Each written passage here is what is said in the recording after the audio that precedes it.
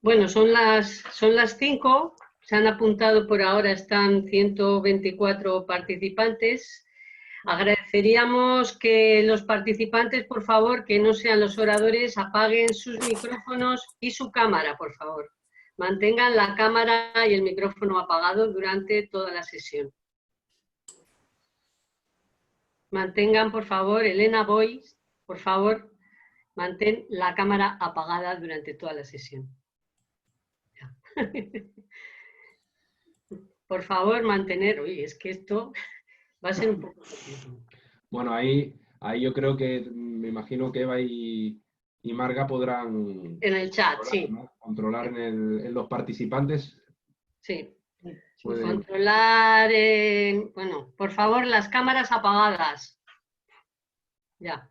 La gente se da cuenta. Bueno, vamos a empezar. Bueno, primero son las 5. Quería lo primero agradecer a todos, primero a los oradores, pero también a todos los participantes, la participación y el éxito que ha tenido la convocatoria. La verdad es que hay ya casi 400 personas que se han apuntado. No están todos o todavía no se han conectado todos los que se han apuntado, pero en cualquier caso estamos muy agradecidos del éxito que ha superado ampliamente nuestras expectativas. Lo primero que quiero decir es cómo se va a organizar el seminario, puesto que hay muchas personas ya inscritas y que van a participar, pues es difícil manejarlo.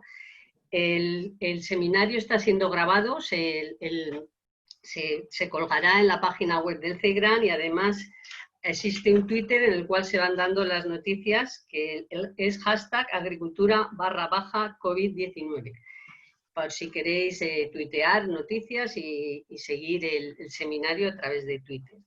Lo que vamos a hacer es cada uno de los oradores va a intervenir y en unos 10 minutos exponiendo los temas que para ellos son relevantes dentro del objetivo de este seminario, y posteriormente se abrirá el debate. Las moderadoras del debate van a ser Eva Iglesias y Margarita Brugarolas, que son las copresidentas de la Asociación Española de Economía Agroalimentaria. Ellas lo que harán es, a través del chat, vosotros vais diciendo las preguntas que queráis, ellas las van a ir recopilando. Es imposible que podáis participar en directo, interviniendo directamente, porque somos muchos, y entonces las moderadoras lo que van a hacer es tratar de agrupar las preguntas y dirigirlas a los participantes.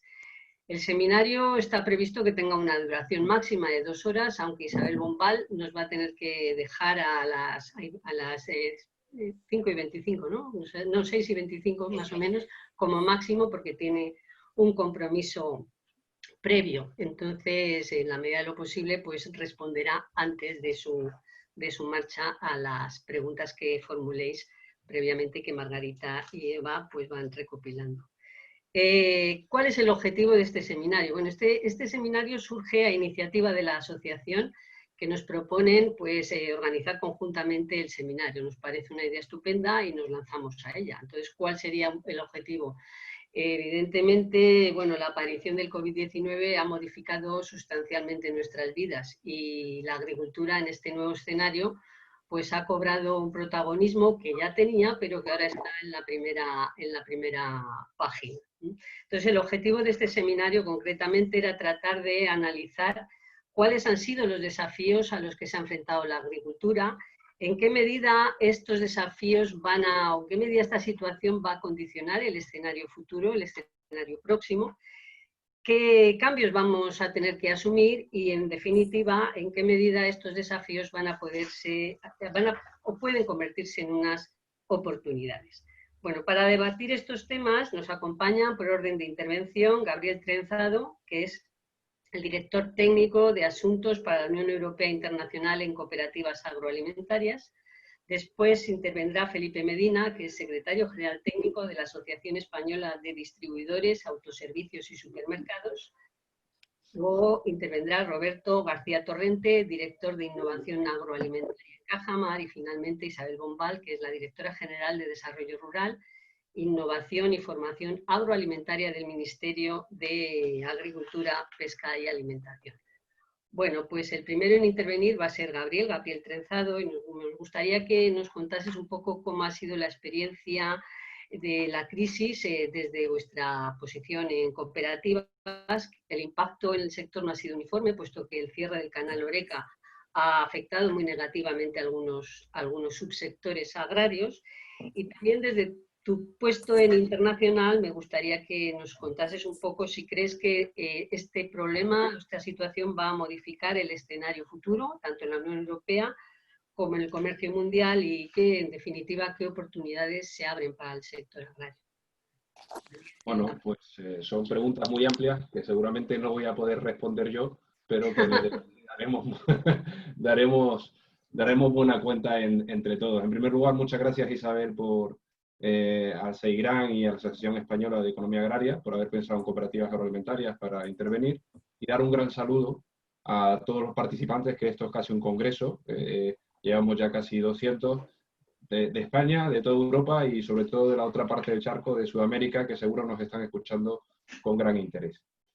Desde el punto de vista de la producción y de la parte que nos toca a nosotros como transformación en cooperativas agroalimentarias, verdaderamente vemos que es difícil sacar conclusiones en estos momentos, porque todavía estamos en la pandemia y estamos evaluando pues lo que nos está ocurriendo. Pero sí que podemos ir analizando una serie de elementos y enseñanzas que nos está ofreciendo esta pandemia, y sobre todo tener estos elementos para analizarlos a posteriori, cuando ya tengamos unos datos y lo analicemos de manera sobre todo más sosegada y conociendo el impacto a medio y largo plazo que va a tener el sector, ¿no? Pero yo digo que podemos hacer algunas apreciaciones justo en estos momentos. Yo a nivel general me gustaría constatar tres cosas. En primer lugar, que esta pandemia ha demostrado o redemostrado que el sector productor, y cuando digo productor me refiero también a toda la cadena, sigue siendo un sector esencial para nuestra sociedad. Y muchas veces se ha dado por hecho. Yo creo que lo que ha mantenido a la sociedad confinada, no solo en España, sino en toda Europa, incluso en el mundo, ha sido el saber que podían estar en casa, pero que tenían un abastecimiento de alimentos asegurado. Y los problemas de las primeras semanas casualmente no se dieron a un producto alimentario, sino, en fin, un producto que en teoría no era tan esencial, pero que todo el mundo le ha dado mucha importancia, como es el papel higiénico. Pero bueno, aparte de esta broma, el segundo elemento, para mí, que creo que es digno de valorar para el sector productor, es la importancia de contar con un mercado único. Un mercado único que ha propiciado que podamos, en muchos de nuestros sectores, a pesar de la crisis y de las dificultades, sigan funcionando de manera eficiente, con problemas, pero sigan funcionando. Y el tercer elemento a nivel general, por supuestísimo, es, yo creo que a todos los niveles, el valor de la cooperación y colaboración, que es más necesaria que nunca. No podemos abordar diferentes retos y muchos problemas que estamos sufriendo sin una colaboración y sin una cooperación. Y desde el punto de vista productor, hemos de nuevo reconfirmado que aquel que no está estructurado, aquel que vive al día, aquel que no tiene un proyecto a medio o largo plazo, por supuesto que sufre las consecuencias de la crisis, pero desde luego tiene muchos menos elementos para poder salir adelante y desde luego asumir este tipo de envites, como es una pandemia que nunca hemos conocido. Sin embargo, es evidente que esto es a nivel general. A nivel micro, como comentabas, Isabel, hay muchos elementos a tener en cuenta, ¿no? Hemos visto como aquellos sectores que más invertían y que estaban más enfocados al valor y también vinculados a un canal como Horeca, que es un canal vinculado al contacto social, pues se han caído, ¿no? Pues no todos, pero sí que estamos viendo pues, en algunas partes de los sectores ganaderos, vinos de calidad, quesos, o el dramático caso de la flor cortada, que sencillamente no tiene mercado. O sea, hasta que no haya una apertura, volvamos a salir a la calle, pues no van a tener mercado. También estamos viendo que esta crisis es un problema de ahora, pero que va a ir generando poco a poco problemas incluso para algunos sectores para la campaña que viene. Es decir, hay sectores que empezaron la crisis pues un poquito a la expectativa, con problemas que venían de antes, como el aceite de oliva, con problemas de exportación, de aranceles, problemas de grandes producciones, que muy probablemente ya estamos analizando desde ya qué es lo que va a pasar la campaña que viene. Y también tengo que decir que a nivel productivo, aunque sigan funcionando los sectores, mientras más semanas van pasando, pues vemos que las cuestiones pesan, porque todos los sectores, aunque sigan funcionando, pues han vivido problemas logísticos. han vivido problemas de falta de mano de obra, que ya era un problema endémico del sector, no solo en España, en muchos sitios, pero que la circulación de personas que venían a trabajar a España pues se ha cortado y eso ha tenido que sufrirse. O incluso, yo creo que es lo más grave, ¿no?, en esta situación, pues la falta de material sanitario y de protección, que hemos tenido que trabajar y mantener la cadena pues en unas condiciones de incertidumbre, incluso también con dudas sobre los protocolos a aplicar. Sin embargo, es cierto que el sector ha vivido una serie de enseñanzas que valoraremos a posteriori, porque yo creo que hay varios elementos que nos han hecho pensar o han recalcado cosas que antes parecía que no estaban. Yo creo que la sociedad es más consciente y aprecia más la producción. Yo creo que se ha dado No voy a cuenta poder, Noelia, ahora. que el producto... perdón, hay alguien que está hablando. Por favor, ve los micrófonos. Yo creo que la sociedad aprecia más al sector productor y es algo que veremos en el futuro. Y sobre todo que hay canales, como por ejemplo, yo creo que Felipe comentará, pero la venta directa o el canal online ha supuesto pues, para muchos un experimento inmediato y forzado, pero que ha sido relativamente positivo. Por ejemplo, en el sector del ovino hemos visto cómo ha aumentado el consumo de la carne de ovino en casa pues, en un 40%. Y eso, sin duda alguna, a pesar de que no haya servido para compensar ni en este ni en otro la caída del ganado Oreca, pero sí que ha sido una campaña de comunicación que creo que va a ser bastante efectiva y tendremos que analizar en el futuro. Y por último, el sector agroalimentario se demuestra una vez más, y una crisis más, que es un sector sólido y eso no es fruto del azar, es fruto del trabajo de muchos años y que hay que seguir trabajando en mejorarlo. Y para terminar, yo voy a terminar con 3 preguntas, porque la pregunta es, ¿qué para después del COVID-19? Que no vamos a salir del COVID, vamos a salir, como había visto ahora en un mensaje, vamos a salir con el COVID-19, es decir, es una realidad nueva. Pues la realidad es que los problemas van a seguir estando allí. La falta, antes de la pandemia, estábamos en la calle protestando por la falta de maquinaria del campo, por la falta de estructuración, por los bajos precios. Esos problemas van a seguir estando allí. Vamos a seguir teniendo el debate de medioambiental, transición ecológica. Vamos a seguir teniendo el debate y los problemas que marcan el comercio internacional con la vuelta a esta unilateralidad de muchas potencias productivas. Y por tanto, al final yo lanzo 3 preguntas y termino, Isabel, porque se me acaba el tiempo. Lanzo 3 preguntas que ya contestaré posteriormente. Pero yo creo que son 3 preguntas pertinentes, que lo interesante no son las preguntas, sino cómo enfocamos estas preguntas en un futuro, que yo creo que es lo que posiblemente va a cambiar después de esta pandemia.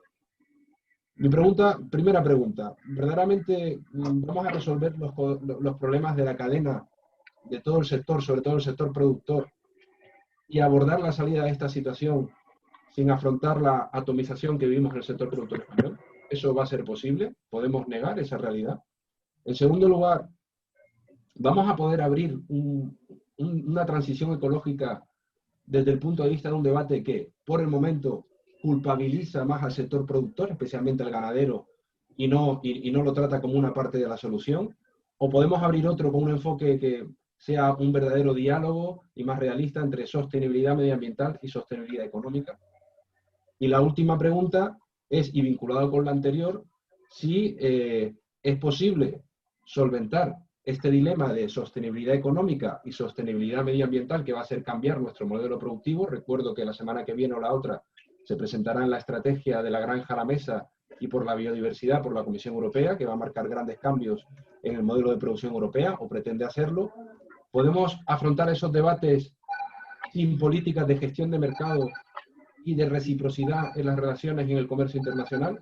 Bueno, son 3 preguntas que me hago. Hay una cuarta que no quiero ni plantearme, que es la continuidad del proyecto europeo.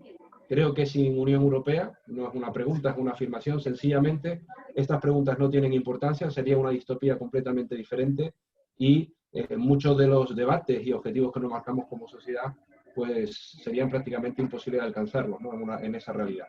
Pero bueno, yo lo dejo aquí. Muchas gracias por el tiempo y a vuestra disposición. Nada. Muchas gracias, Gabriel. Vuelvo a repetir, tenemos dificultades para silenciar desde aquí a los participantes. Por favor, hay participantes con el micrófono abierto y con la cámara abierta. Por favor, cerrarlo todo, porque si no es muy difícil escuchar. Bien, lamento la interrupción. Bueno, Felipe, la distribución ha mostrado desde luego una gran eficacia para abastecernos de alimentos a la población que estamos en nuestras casas, ¿no? Y también ya no solo en los comercios, sino en el comercio online, ¿no? ¿Qué problemas se ha enfrentado? ¿Qué lecciones se pueden aprender? Y bueno, ¿cómo veis vosotros la situación? Si surgen oportunidades y si se va a mantener esto, en fin. Muy bien, pues nada, muchas gracias Isabel y buenas tardes a todos.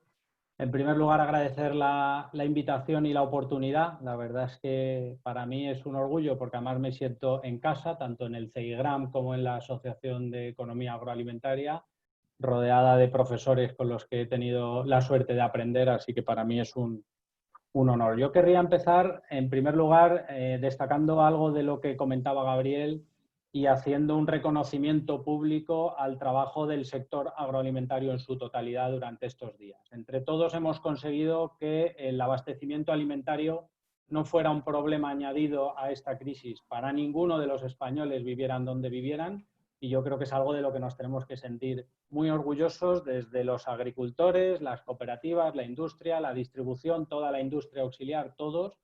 Y la verdad es que, como nos decía el ministro la semana pasada en una reunión, hemos ganado todos unos cuantos puntos con la sociedad, en la opinión pública, y yo creo que es para que nos felicitemos, lo cual no quiere decir que no haya que seguir trabajando.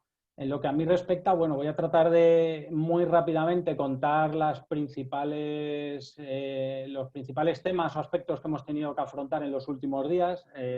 En 10 minutos solo me da tiempo a contar unos poquitos, porque la verdad es que han sido días muy intensos, pero sí quiero reconocer también la labor de las empresas que tengo el honor de representar hoy, que son las empresas de supermercados de Asedas, porque han tenido un papel especial en toda esta crisis y la verdad es que tanto los empresarios como los trabajadores, sobre todo los trabajadores de las empresas de supermercado, han tenido un comportamiento ejemplar a los que les debemos estar tremendamente agradecidos, ¿no? Bueno, en primer lugar se ha confirmado algo que ya conocíamos. Llevábamos mucho tiempo desde Asedas tratando de explicar la suerte que tenemos los españoles de disponer de ese modelo de proximidad, de supermercado de proximidad que suma en España más de 23.000 puntos de venta solo en distribución moderna, a los 30.000 de todo el comercio especializado, fruterías, carnicerías, pescaderías, que al final lo que supone es que todos los españoles tenemos a pocos metros de casa varios puntos de venta de alimentación en los que adquirir los productos habituales de nuestra compra, ¿no? Y esto, pues la crisis del COVID ha puesto de manifiesto la importancia que tiene esto, ¿no? Y puestos a lanzar preguntas, yo lanzo ya la primera, simplemente a la audiencia, que imagine qué hubiera pasado si en España, en vez de este modelo de proximidad al que los consumidores podían acudir a hacer andando la compra en el momento que lo estimaran oportuno, hubiéramos tenido otro modelo más basado en largos desplazamientos y en otro tipo de formatos comerciales más alejados de los domicilios, ¿no? Bueno, en segundo lugar, sí que querría un poco explicar lo que ha sido para nuestras empresas este proceso. Tuvimos unos primeros días en la semana del 9 de marzo en adelante, en que en la Comunidad de Madrid se empezaron a tomar las primeras medidas de restricción de la movilidad, que supusieron, como todos pudisteis ver en los medios de comunicación, pues un pico de demanda sin precedentes. Hoy hablaba con un responsable de compras de una de mis empresas y me decía que que en 40 años trabajando estaba acostumbrado a mover 40.000, 50.000 bultos al día en el día que más, y que en los primeros días de esta crisis, en esa semana, llegó a mover más de 100.000 en un día. Las tiendas se agotaban, la gente se agolpaba a las tiendas, arrasaba con todo, incluso hubo casos de gente que esperaba que llegara el camión a reponer el producto de la tienda y preguntaba al camionero que llevaba para ver si se quedaba o no, ¿no? En primer lugar, la gente tuvo que organizar la despensa y la nevera de casa porque se tenía que organizar para comer más gente en casa de lo que estaba habituado, empezando por los niños, y en segundo lugar, bueno, pues también hundió un poquito el pánico y a pesar de que nos afanamos en comunicar constantemente que no había riesgo de abastecimiento, yo no sé si hemos dado más de 100 entrevistas solo desde Asedas en todos estos días, bueno, pues creo que pudimos contribuir en un momento dado a algo que se ha demostrado, que era a propiciar esa calma y el que el consumidor tuviera claro que no había riesgo de abastecimiento y que el problema era el virus y no el abastecimiento alimentario. Yo creo que la cadena ha estado a un altísimo nivel y las empresas de distribución han tenido un doble papel, no solo el de garantizar el abastecimiento, sino que rápidamente se vio que lo siguiente que había que garantizar automáticamente eran medidas de seguridad para clientes y trabajadores con la poca información que se disponía, ¿no? Desde el primer día, en mi caso, estuve en contacto con nuestra compañera de Italia, que nos llevaban una semana de ventaja y me decía, Felipe, 1 metro, comunicar, comunicar y comunicar y comunicar.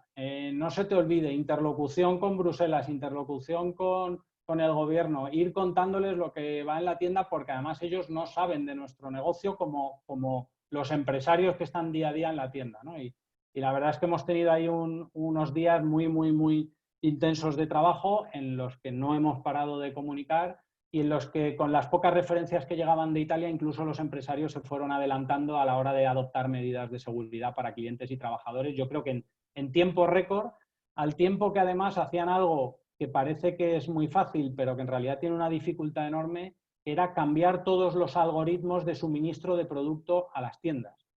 En palabras de algún empresario nuestro, fue como cambiarle las piezas a un Fórmula 1 cuando iba a 150 kilómetros por hora.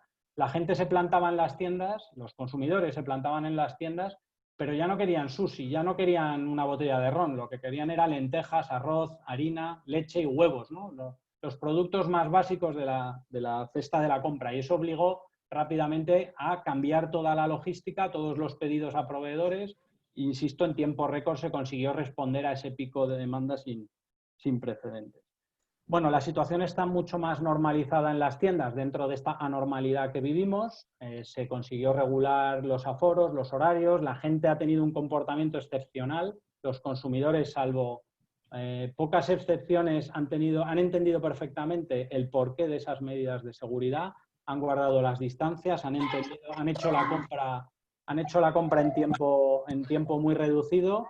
Han intentado pagar con tarjeta y no con dinero físico. Y ahora mismo, bueno, tenemos un consumidor pues, que ha apostado sobre todo por productos de larga duración. Sobre todo en fresco se ha notado que dentro de que el fresco ha funcionado muy bien, el consumidor ha preferido un producto fresco que le dure más tiempo en casa, precisamente porque seguía las recomendaciones de las autoridades sanitarias que le invitaban a ir menos a la tienda y comprar más y quedarse en casa y poder tener alimentos durante varios días en casa. Bueno, pues por poner ejemplos claros, pues ha funcionado mucho más la manzana o la pera que lo que pueden ser las fresas, ¿no? La gente un poco buscaba ese producto fresco que en casa no se le pusiera malo o se le pasara rápidamente. Luego, ha habido una tercera fase que es un poco en la que nos encontramos ahora mismo, que es en la que los supermercados se han convertido un poco en un elemento referente social en los barrios, estando todos los comercios cerrados y muchos locales, hay muy poca gente en la calle. Ha habido iniciativas de todo tipo, por supuesto, para recuperar todas las donaciones a bancos de alimentos, ayudar a organizaciones no gubernamentales, al trabajo para las familias sin recursos, pero han llegado a convertirse los supermercados incluso en centros de recogida o de acogida de personas, por ejemplo, víctimas de violencia de género. Estaba todo cerrado y se ofrecieron muchas empresas a que si alguien podía tener un problema de este tipo pudiera acudir a ese supermercado y en ese supermercado los trabajadores estaban formados para ayudar a esa persona, ¿no?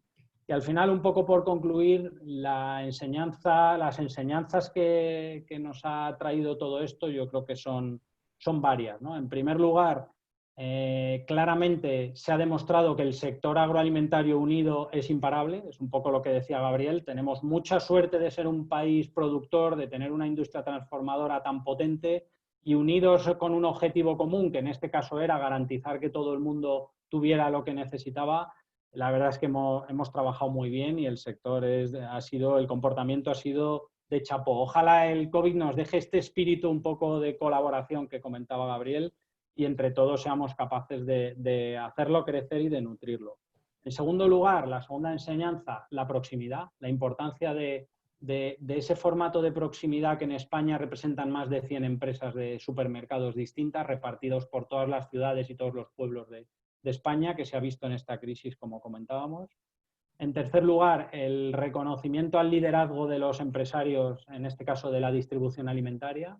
Ninguno se asustó, ninguno se achantó, todo el mundo se remangó y se pusieron a trabajar para responder a esta nueva situación que los consumidores demandaban.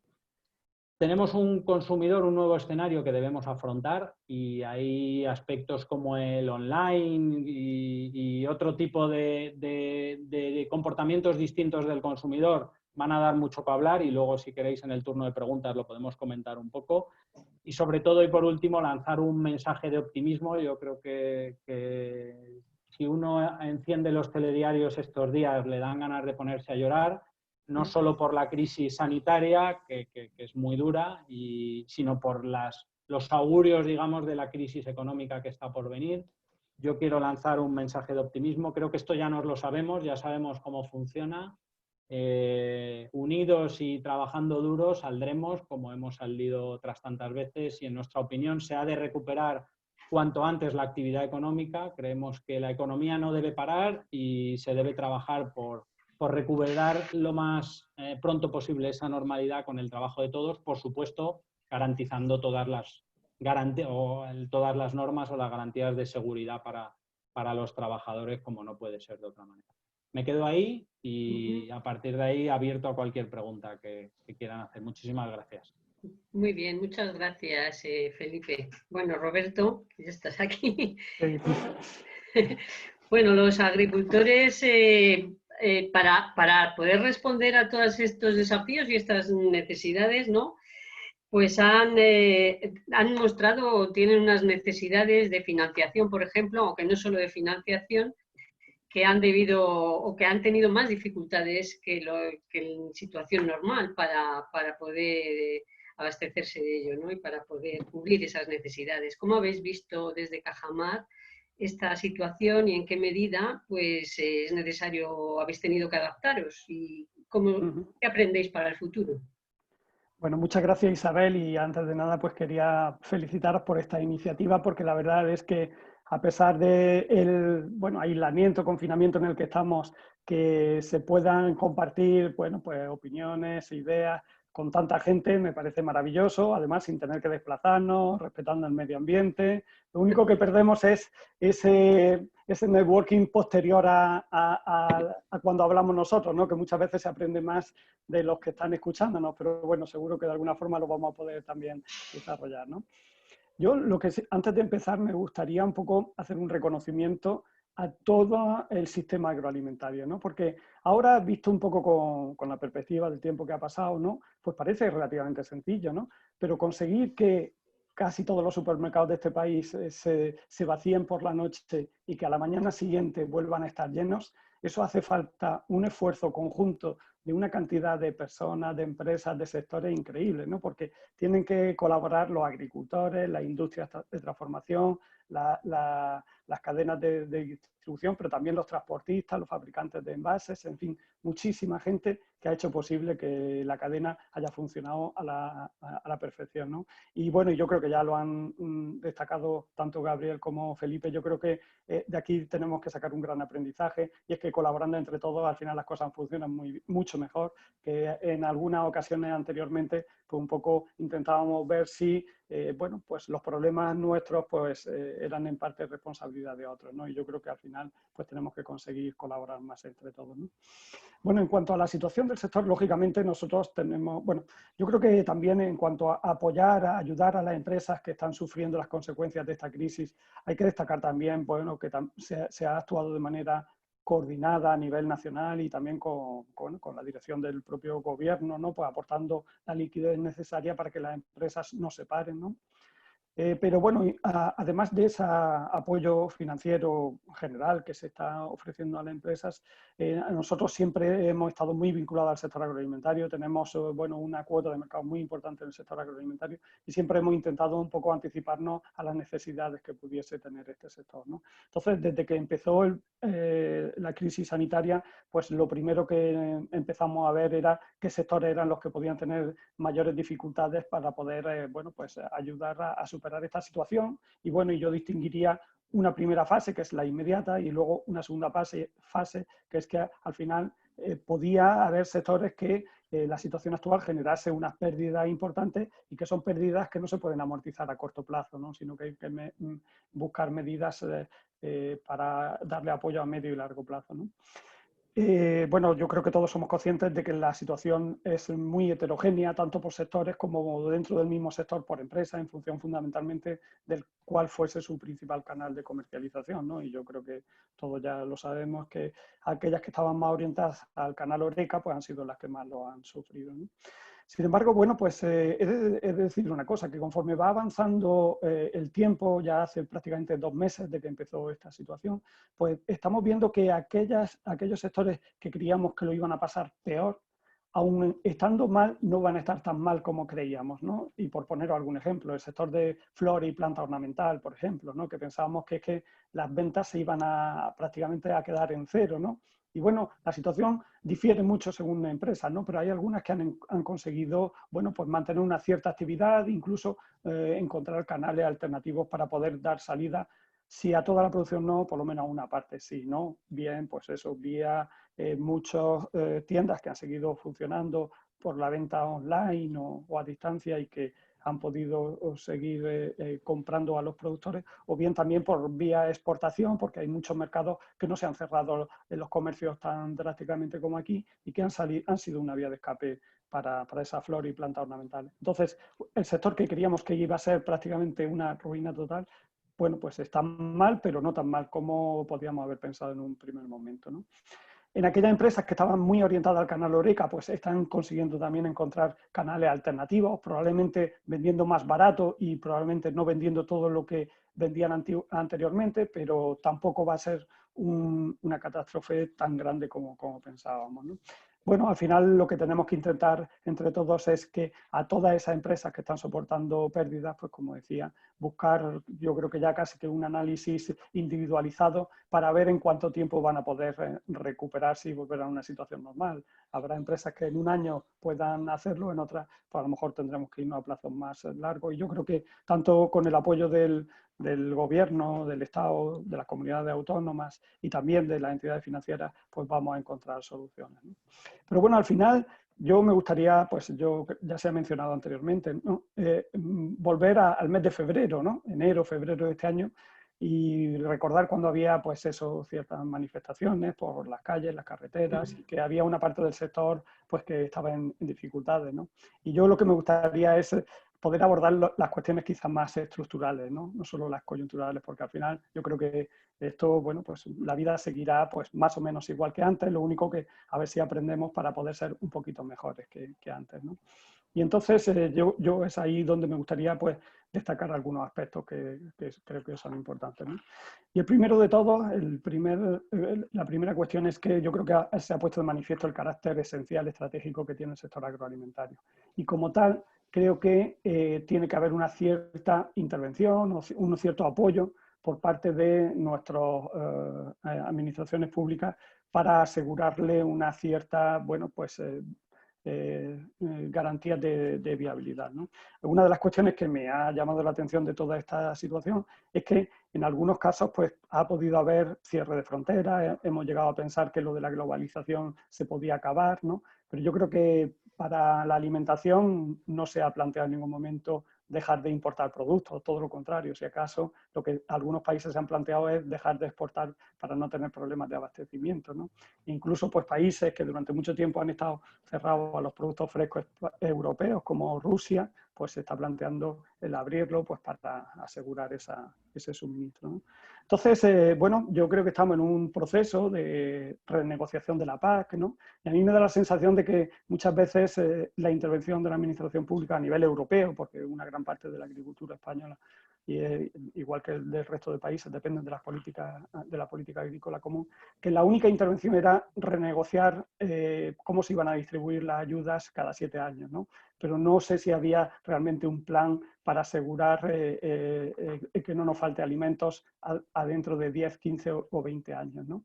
Y aquí me gustaría traer como ejemplo, no sé, no creo que sea un modelo que nos sirva como referencia ni al que tengamos que copiar, pero creo que en algunas cuestiones pues sí tiene esa capacidad de planificar a largo plazo, ¿no? Como es China, ¿no? Estos días, pues mirando un poco la situación de diversos sectores, ¿no? Pues una de las cosas que me he dado cuenta, que no era consciente de ello, es que cuando ves los stocks de seguridad, sobre todo en granos básicos, pues los stocks que tiene China es el doble de lo que tiene toda la Unión Europea y Estados Unidos juntos, ¿no? Yo creo que esa es un poco una medida de la preocupación que tiene por la seguridad alimentaria. Pero bueno, también hay otros ejemplos que podríamos poner como preocupación, como por esa preocupación, ¿no? Pues, por ejemplo, la inversión que están haciendo en tecnologías, la compra de grandes agentes globales en biotecnología para asegurarse que van a poder invertir o desarrollar nuevas formas de producir más alimentos. O bueno, también, pues bueno, yo creo que una gran parte de su expansión por distintas zonas del planeta, pues van buscando el asegurarse el poder producir más alimentos, ¿no? Y ya digo, y no creo que sea un ejemplo de un modelo al que queramos copiar, pero sí un ejemplo de alguien que se preocupa por el futuro, ¿no? Y bueno, y yo creo que en España y en Europa debemos de plantearnos algunas cuestiones que van a ser críticas para el futuro de la alimentación, ¿no? Y todos somos conscientes de que cada vez hay que producir más alimentos porque vamos a ser más personas, tenemos que hacerlo de la forma más eficiente posible, más sostenible posible, pero me da la sensación de que hay algunos temas que son como tabús, que nos cuesta mucho discutir sobre ellos y que creo que son básicos para el futuro de la producción de alimentos, ¿no? Y que no discutiendo no resolvemos los problemas, ¿no? Entonces, yo hay dos que creo que me llaman especialmente la atención, porque hay otros en los que estamos todos de acuerdo, ¿no? Pero hay dos en los que no nos ponemos de acuerdo, que es sobre el papel de la biotecnología y el papel del regadío, ¿no? Y yo creo que son dos de las técnicas que pueden ayudarnos a mejorar de manera significativa la producción de alimentos, ¿no? Y luego hay otras cuestiones que creo que son más sencillas de ponerse de acuerdo, como todo lo que tiene que ver con la agricultura de precisión, el ser más eficientes, ¿no? Así que como nos ponemos de acuerdo no voy a insistir. Y luego hay otra cuestión que creo que también se ha puesto de manifiesto durante esta crisis y que tenemos que intentar también buscar una solución, ¿no? Todos hemos tenido de que hubiese suficiente mano de obra disponible para trabajar en el campo, ¿no? ¿Y por qué no teníamos esa duda? Pues porque pagamos muy mal a la gente que trabaja en el campo. O diría otra cosa, pagamos muy mal a la gente que trabaja en el sector agroalimentario, ¿no? Probablemente un obrero que trabaja en el campo gana menos que un obrero que trabaja en la industria, pero probablemente el director de una empresa agroalimentaria gana menos que el director de una empresa similar en otro sector industrial, y así pues, haciendo la comparativa en cualquier nivel profesional, probablemente el sector agroalimentario tenga peores sueldos y tenemos que ver cómo podemos mejorar esa situación, ¿no? Y creo que, bueno, pues tenemos que probablemente mecanizar muchas tareas, automatizar muchas tareas, ¿no? Y la tecnología será una de las cuestiones que nos podrá ayudar a mejorar esa remuneración de la mano de obra, pero yo creo que también hay unas cuestiones de tecnologías organizativas o de innovaciones organizativas, ¿no? Y yo creo que uno de los déficits que tiene también el sector español es que probablemente las empresas no sean suficientemente grandes. Y cuando no tienes empresas suficientemente grandes, no puedes invertir en personas, no puedes invertir en talento, no puedes invertir en nuevas tecnologías, no puedes a lo mejor, bueno, sobre todo si hablamos de la industria, de las cooperativas, de las comercializadoras, no puede hacer el esfuerzo necesario para apoyar a tus agricultores para que sean mejores también, ¿no?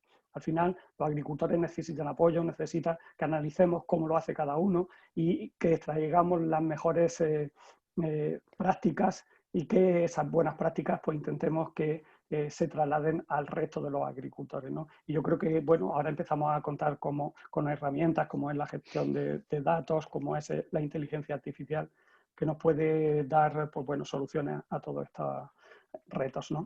Y también creo que es importante tener empresas más grandes porque necesitamos empresas más globales, ¿no?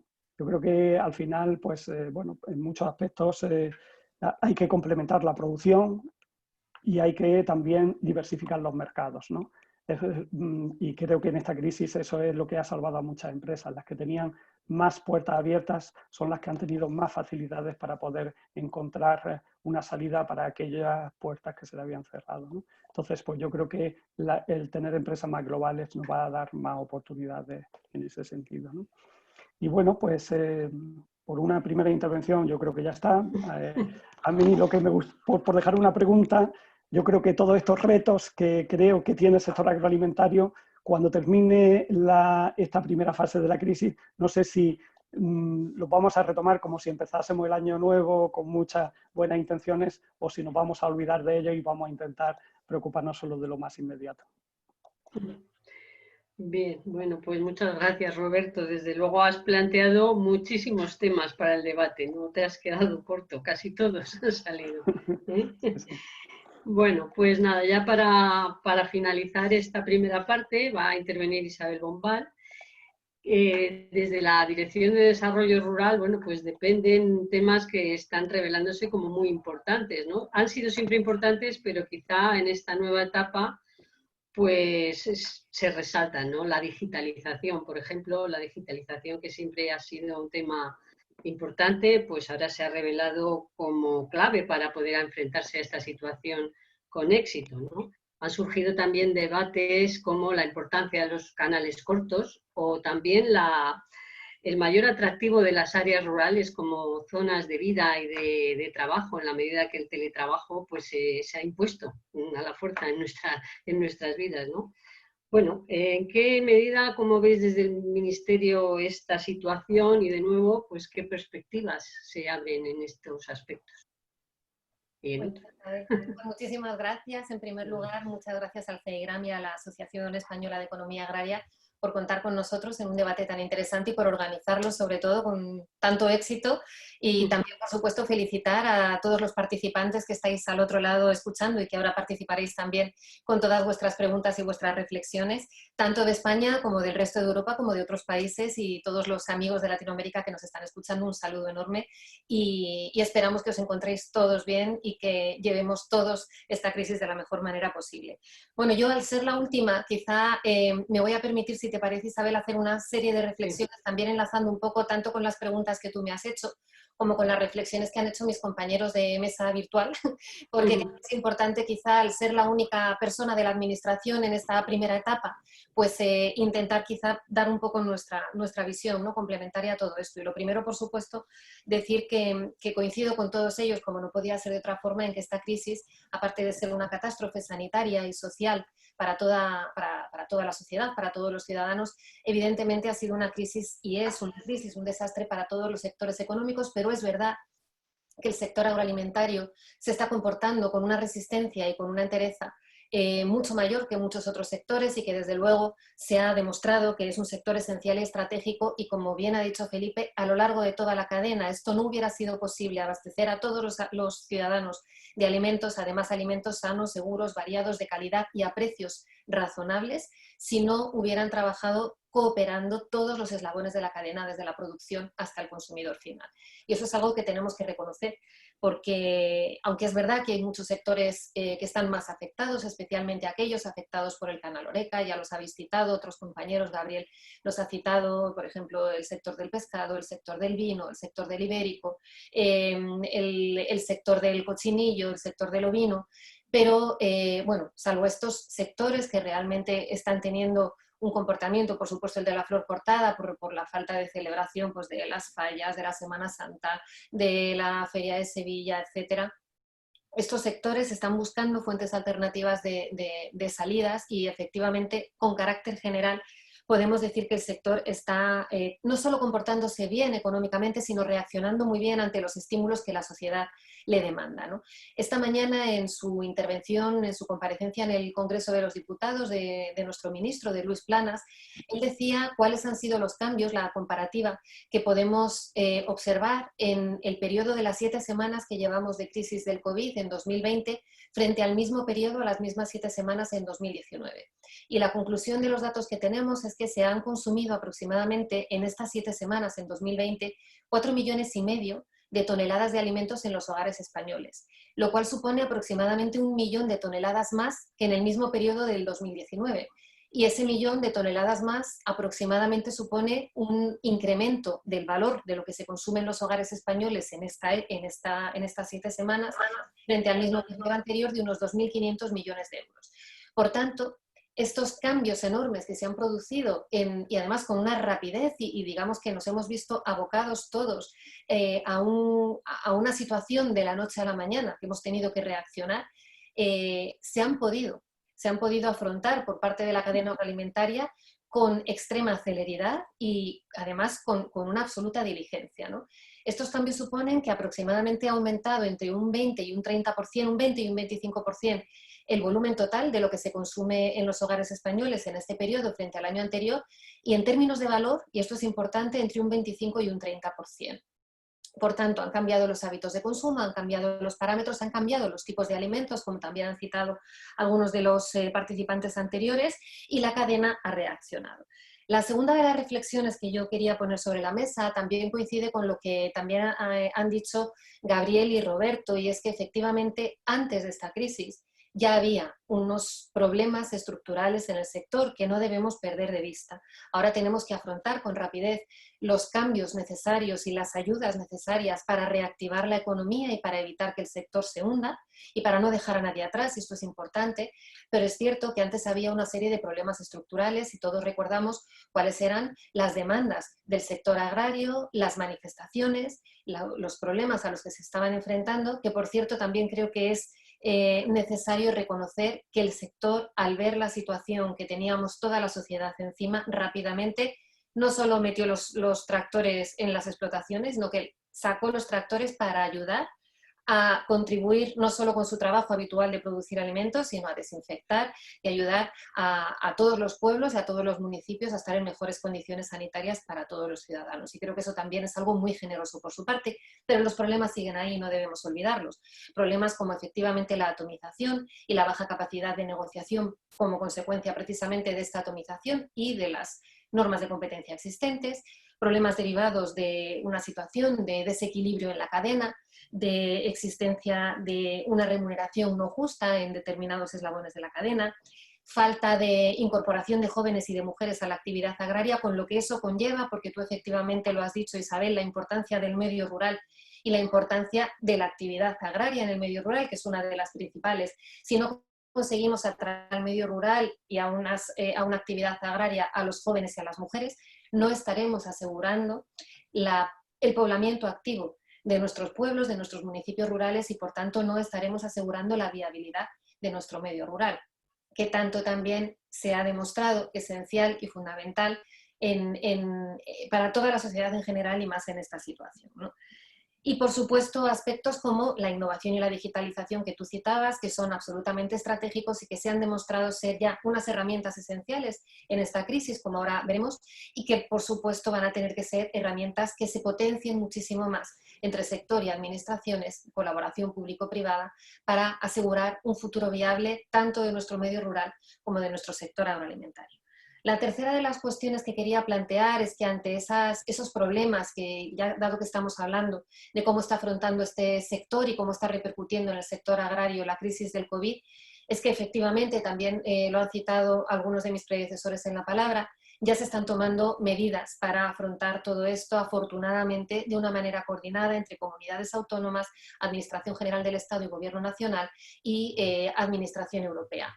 Y estas medidas, aunque no son suficientes y hay que seguir desarrollando medidas, pero sí que están permitiendo dar un balón de oxígeno y solventar problemas que existían y que gracias a la toma de estas medidas están empezando a mitigarse. Y entre ellas, no voy a citar las de las comunidades autónomas, no tenemos tiempo, pero son muchísimas y de hecho en la página web del Ministerio las tenemos todas compiladas y recogidas, las medidas en cada comunidad autónoma para el sector agrario, pero sí quiero citar algunas de las medidas que tanto en el ámbito nacional como en el ámbito europeo se han tomado y se están tomando, porque creo que es importante, dado que mis compañeros han citado también algunos de los problemas que han surgido a raíz de esta crisis.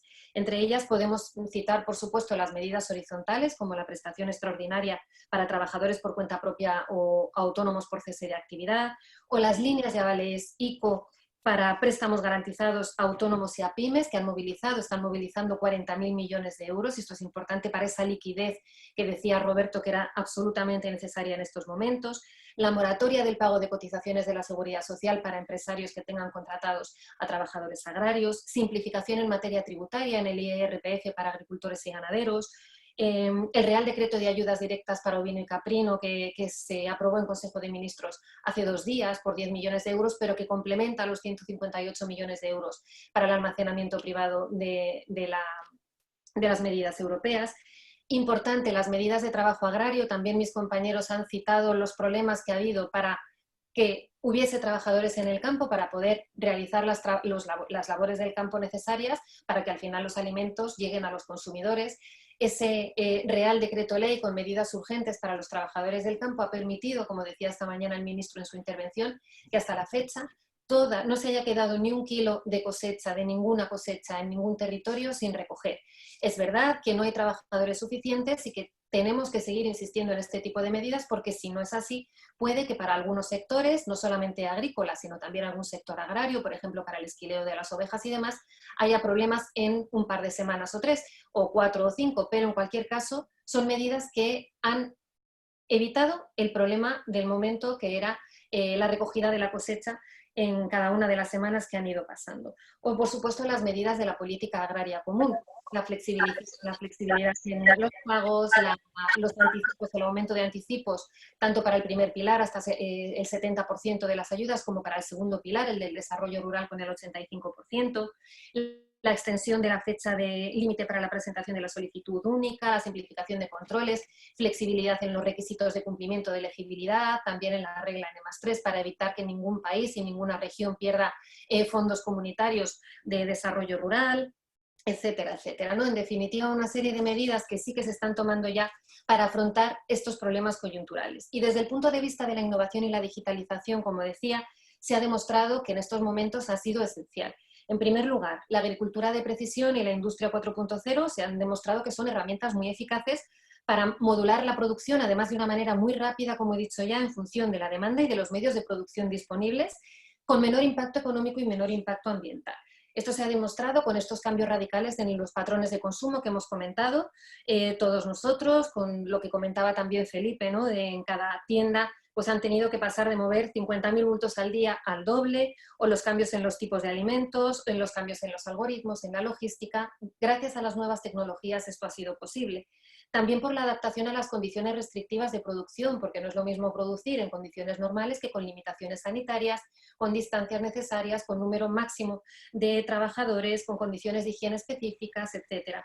Y también la automatización y las nuevas tecnologías lo han facilitado mucho, pero también es muy importante, y lo ha citado Roberto, la innovación gerencial, la innovación social, la innovación organizativa, la innovación comercial, es decir, la innovación en su amplio espectro, no solamente la tecnológica, está dando respuestas inmediatas a problemas concretos que están surgiendo en esta crisis.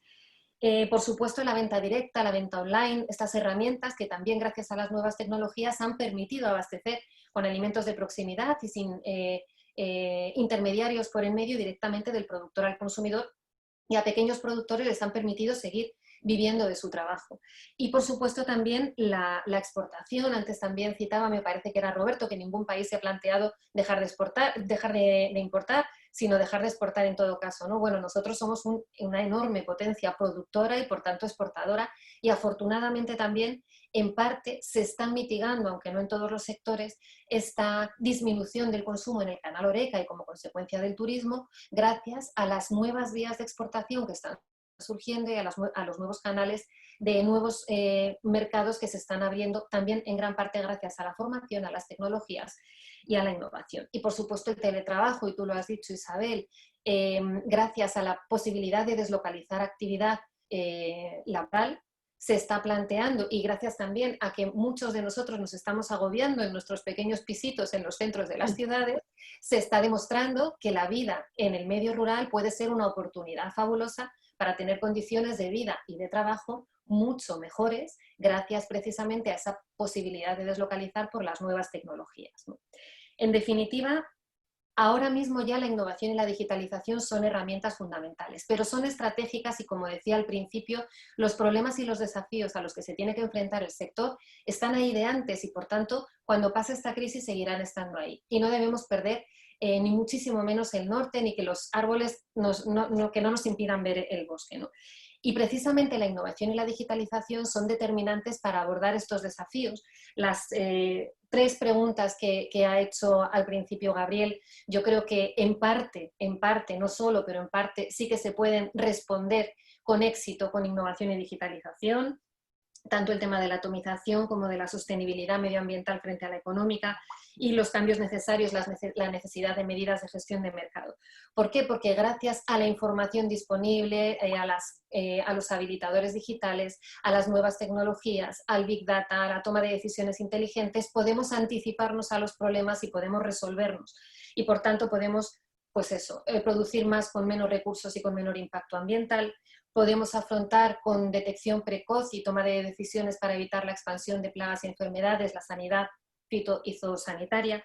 Podemos, gracias a la apertura de datos y a compartir datos que sean fiables y que sean interoperables, tener una cadena mucho más transparente, más justa y, por tanto, con una formación de precios mucho más equilibrada, que evite abusos. Podemos mejorar esas condiciones de vida y trabajo y, por tanto, atraer a población al medio rural.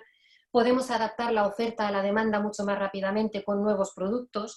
Podemos mejorar el intercambio directo de información entre los productores y los consumidores gracias a las nuevas tecnologías y los códigos de información rápidos y eficaces que existen precisamente en muchos casos ya incluidos en los productos alimentarios.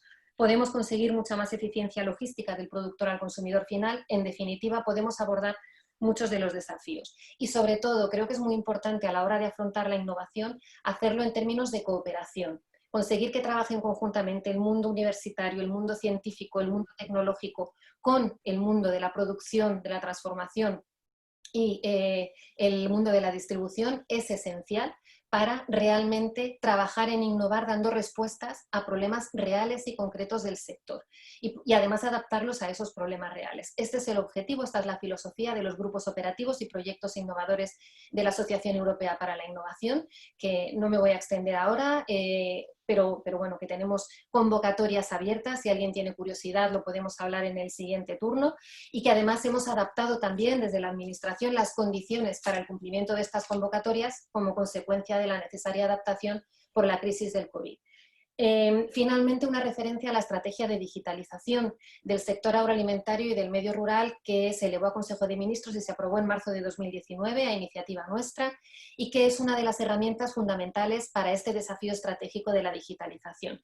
Lo que pretende esta estrategia es identificar y abordar de la forma más coordinada y sinérgica posible entre todos los actores las barreras legislativas, económicas, formativas y técnicas que existen para lograr esa transformación digital de manera definitiva en el sector agrario.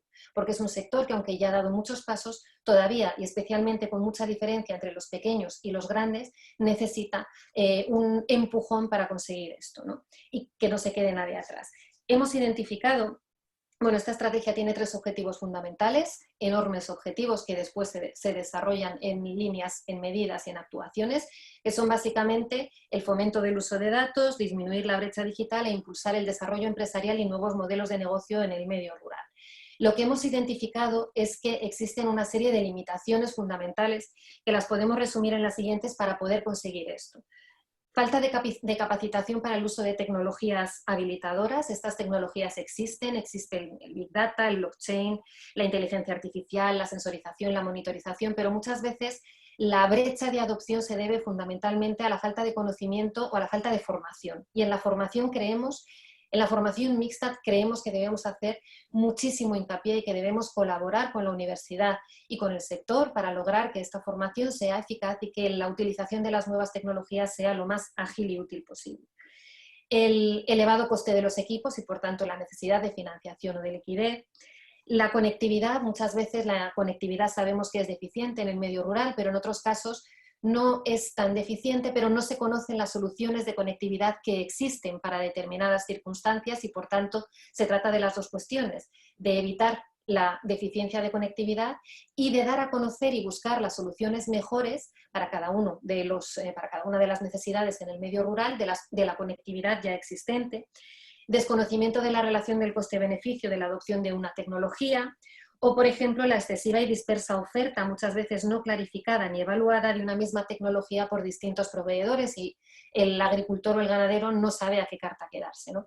Estas son algunas de las limitaciones fundamentales y para abordarlas lo que hemos hecho ha sido, y con esto acabo, desarrollar planes bienales de acción de esta estrategia organizados por distintas actuaciones. El primero está en marcha, es el Plan Bienal de Acción de Digitalización 2019-2020, que tiene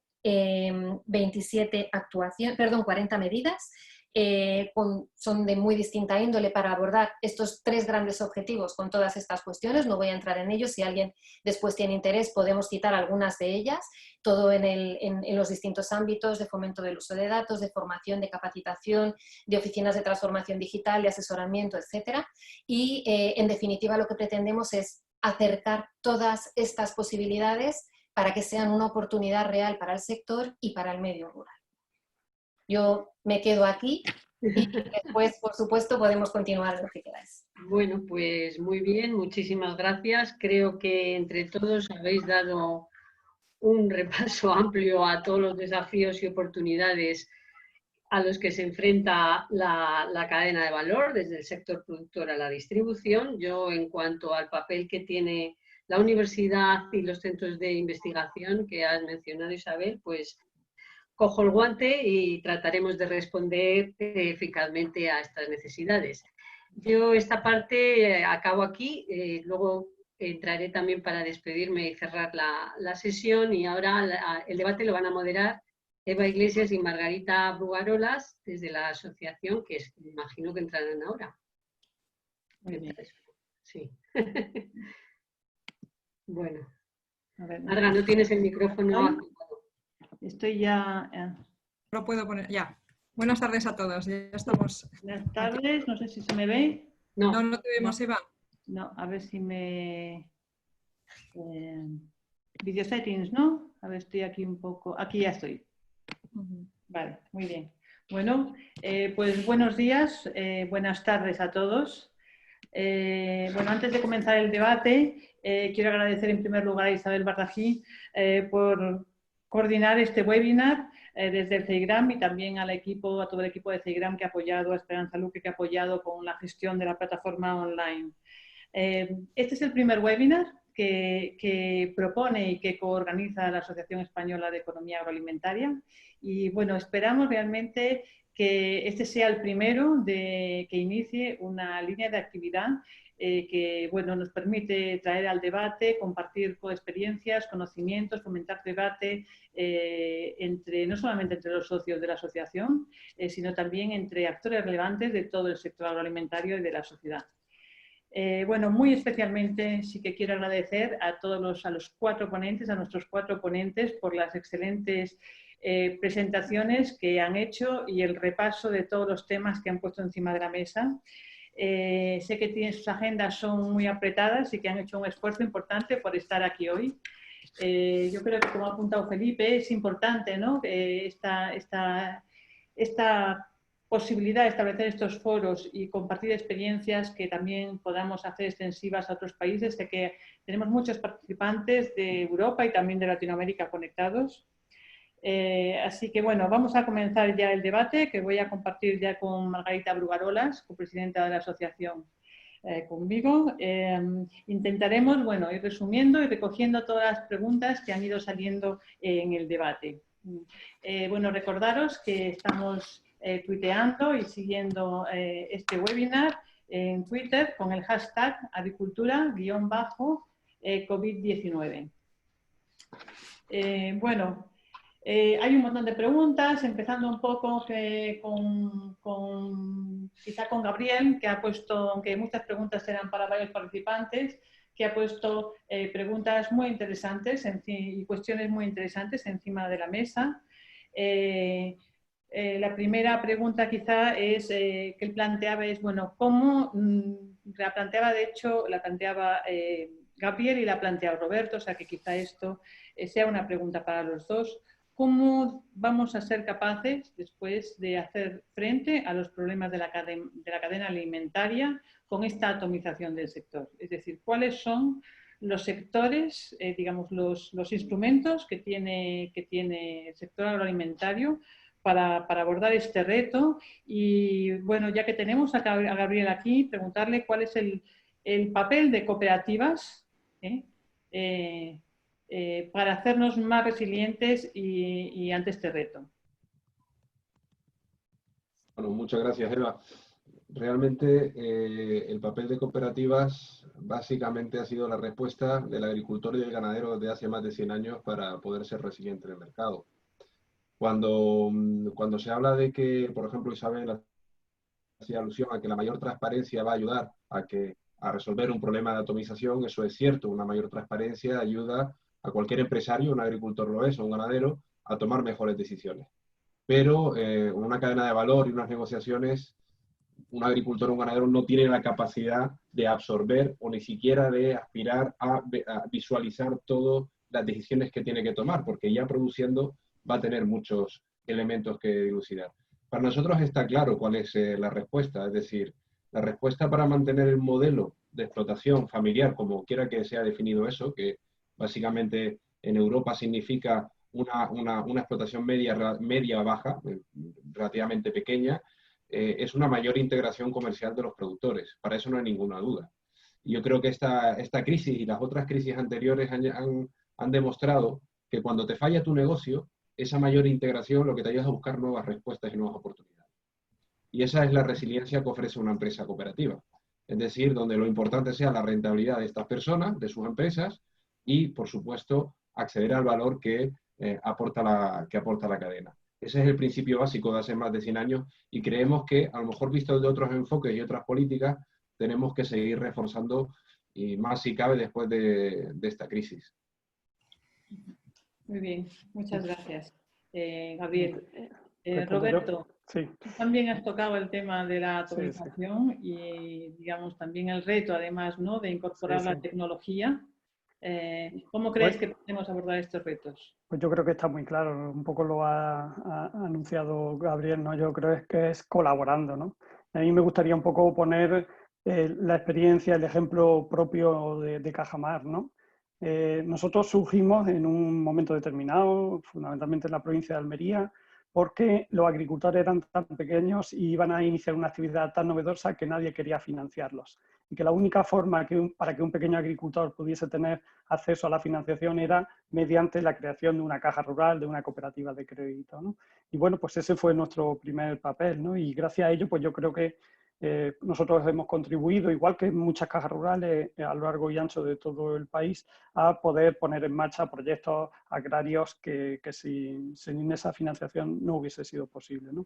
El siguiente paso era, una vez que ya empiezas a producir, hay que intentar bueno, generar valor, el mayor valor posible de esa materia prima que has producido, ¿no? Y para ello pues era importante crear cooperativas que transformasen, que comercializasen, y bueno, pues también ahí tuvimos un papel muy activo, ¿no?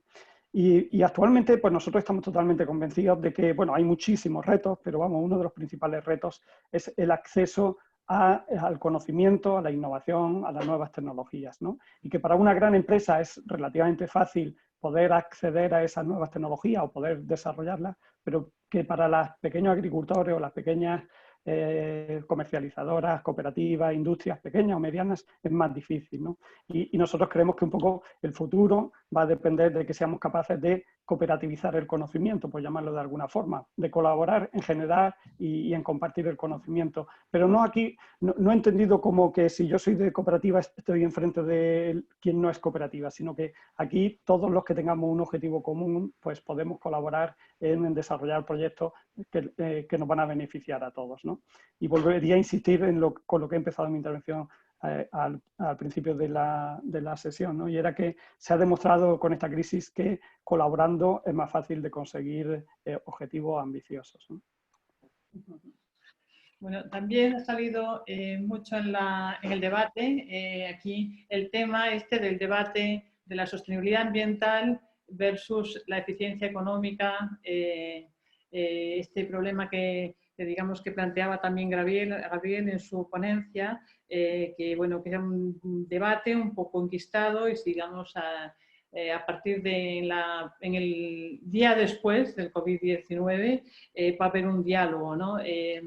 Va a suponer esta crisis que los consumidores van a estar más concienciados por productos saludables, por sistemas de producción más sostenibles, que van a valorar en el producto no solo el precio, sino también otros atributos del producto como la salud, ¿no?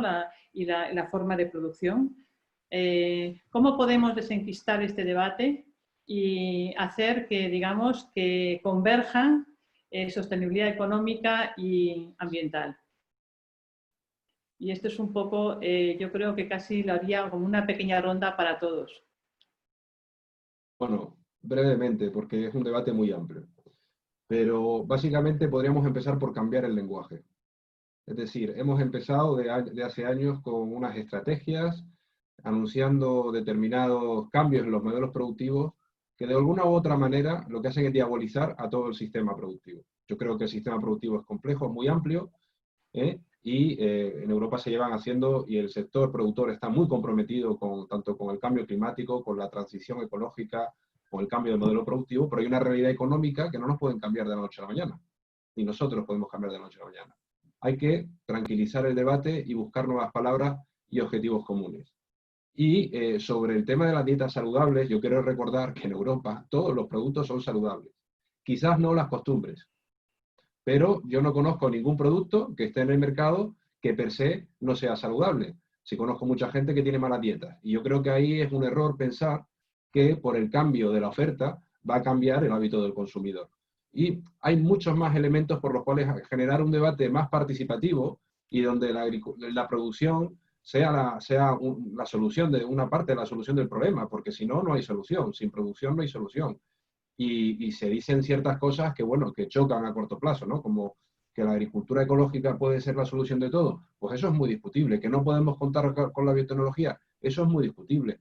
No todo el problema de la deforestación está en sistemas que llevan conviviendo cientos de miles de años, ¿no? Como la dehesa, etcétera. Es decir, es un debate complejo en el cual tenemos que bajar el listón de la ideologización y hablar más del conocimiento científico, y ahí el sector evidentemente estará abierto. Y hablemos menos a lo mejor de intensificación y más de eficiencia, porque mucho de lo que se llama intensivo es realmente eficiente, ¿no? Entonces hay que bajar a los detalles.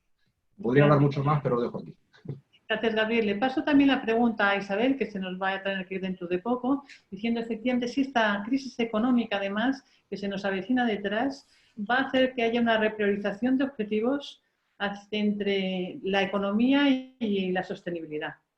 Bueno, esa repriorización de objetivos ya existía en la futura política agraria común, en principio prevista para 2021-2027, ahora ya sabemos que entrará en vigor con 2 años de retraso, en 2023, pero ahí ya se establece como uno de los principios básicos la necesidad de una mayor ambición ambiental con respecto a la política agraria común actual. Y de hecho muchas de las medidas establecidas en el nuevo marco, en los debates de los nuevos reglamentos comunitarios y las intervenciones que tenemos que desarrollar van orientadas a eso. De hecho, por no extenderme mucho, en la futura política agraria común hay 3 grandes grupos de objetivos, están equilibrados, son 3 objetivos económicos, 3 ambientales y 3 sociales. Y por tanto, esa repriorización está ya incorporada, no solamente además en la política sectorial, en la política agraria común, sino en todas las políticas que se están desarrollando ahora mismo desde el punto de vista transversal en el ámbito europeo. Podemos hablar del Gran Pacto Verde, el New Green Deal, que se presentó yo creo que un mes antes de comenzar la crisis del COVID y que probablemente no ha tenido la difusión que hubiera tenido en otras circunstancias, pero que ya marca el hecho de que todas las políticas europeas van a tener que orientarse a esa nueva sostenibilidad ambiental reforzada. Y, por ejemplo, la estrategia de la granja a la mesa, que creo que ha sido Gabriel el que ha citado, que efectivamente se va a presentar dentro de poco, donde también se marcan todas estas cuestiones. Sin embargo, creo que es importante también romper una lanza por el sector agrario y decir que el sector agrario, cuando las prácticas que se realizan son correctas, y eso ocurre en la inmensa mayoría de los casos, muy especialmente en el modelo de explotación familiar, ya es un sector sostenible. Por supuesto que puede mejorar, pero es un sector que está realizando su actividad de una manera totalmente respetuosa con el medio ambiente en la inmensa mayoría de los casos.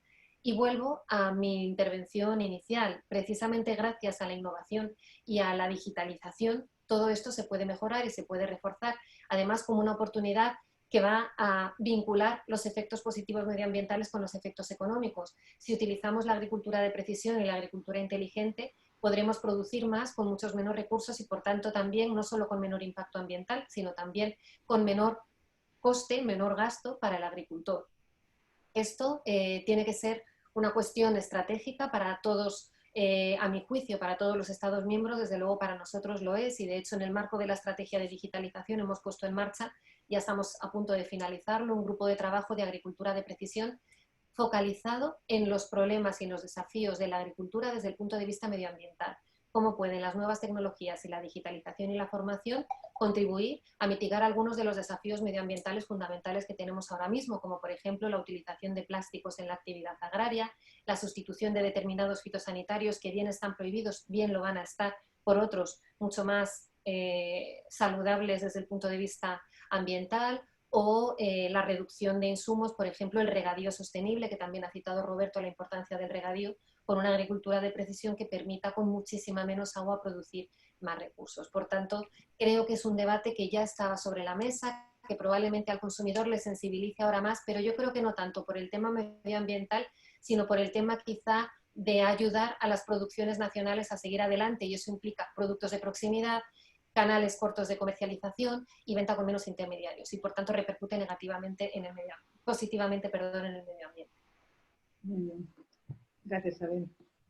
Muchas gracias. Bueno, buenas tardes. No me presento porque ya Eva ha hecho la presentación de la asociación.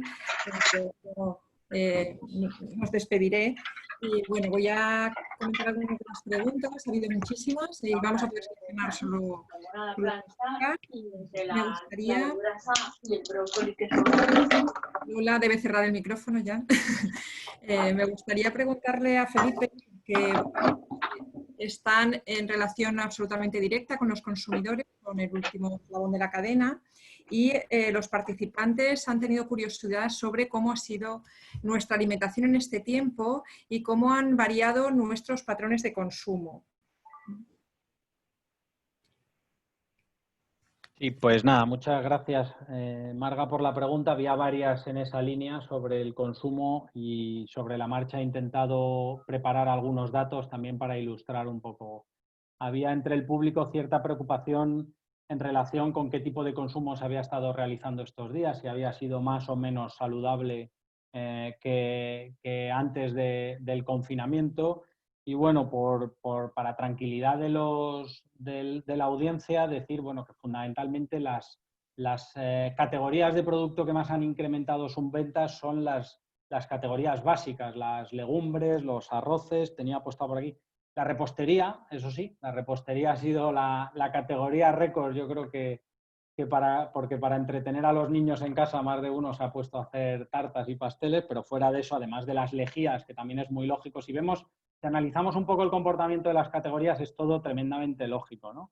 Pero legumbres, pescado y marisco, tanto preparado como sin preparar, ha crecido mucho, con lo cual, bueno, podemos estar tranquilos. Quesos, pastas, mantequillas, sopas, caldos, purés, arroces, todo este tipo de conservas, todo este tipo de productos, bueno, pues más o menos básicos de la dieta mediterránea son los que han crecido y es por los que la gente ha optado, ¿no? Si nos vamos, digamos, al top de los que han caído mucho respecto a las ventas, pues fundamentalmente pues, productos pues más sofisticados o de mayor elaboración, como puede ser el sushi o este tipo de productos, ¿no? El consumidor, lo siento por los debates sobre si la sostenibilidad del medio ambiente, el consumidor, la realidad hoy es que el consumidor no está para fiestas ni para plantearse cuestiones más allá del precio y poca cosa más cuando hace la compra, porque además la tiene que hacer en 5 minutos corriendo y sin leer carteles prácticamente.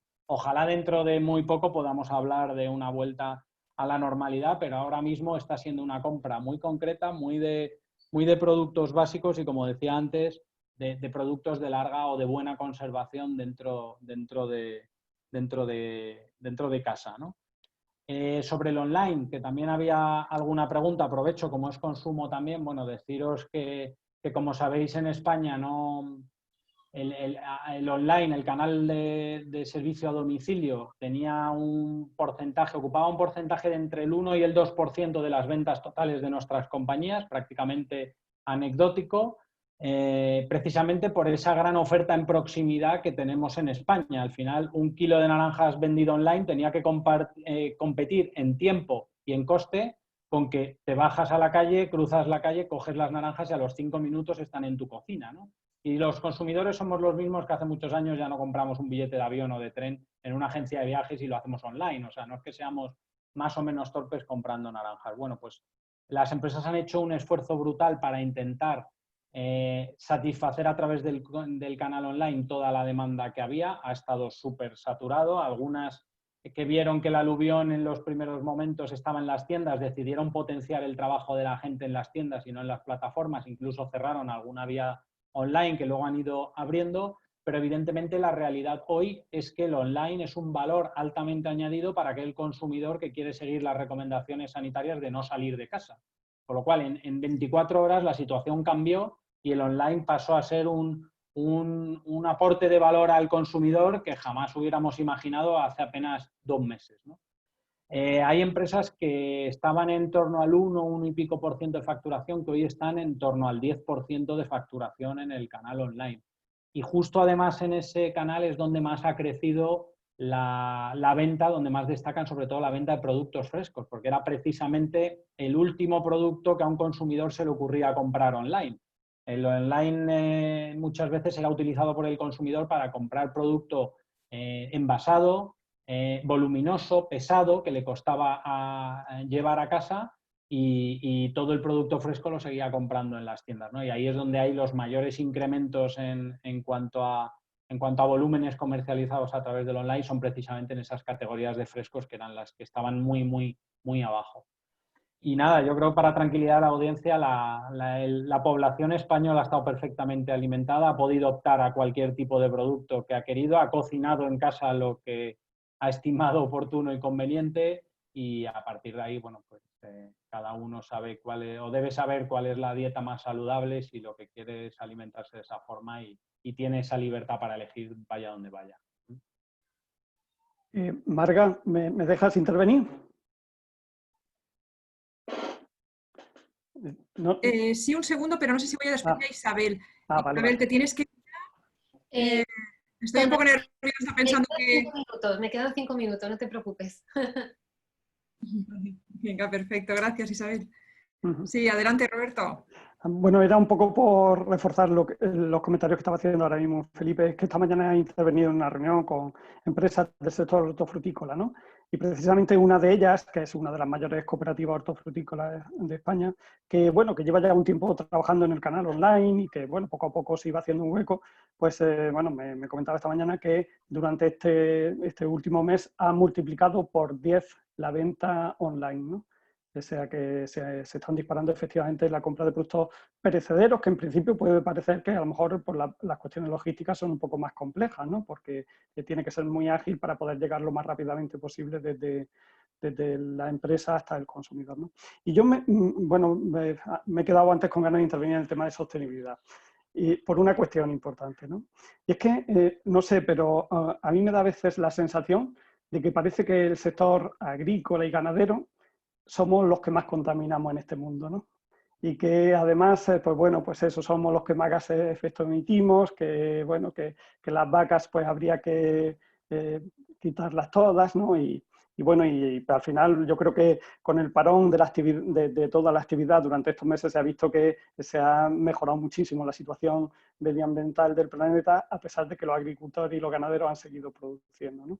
Entonces yo creo que a nivel general, el sector es muy respetuoso con el medio ambiente. Que luego hay casos particulares que no lo son y que son, bueno, quizás hasta delincuentes, pues también es verdad, tampoco. Pero muchas veces unos casos muy particulares los generalizamos, ¿no? Y lo peor es que la imagen que tiene la sociedad en su conjunto es esa, ¿no?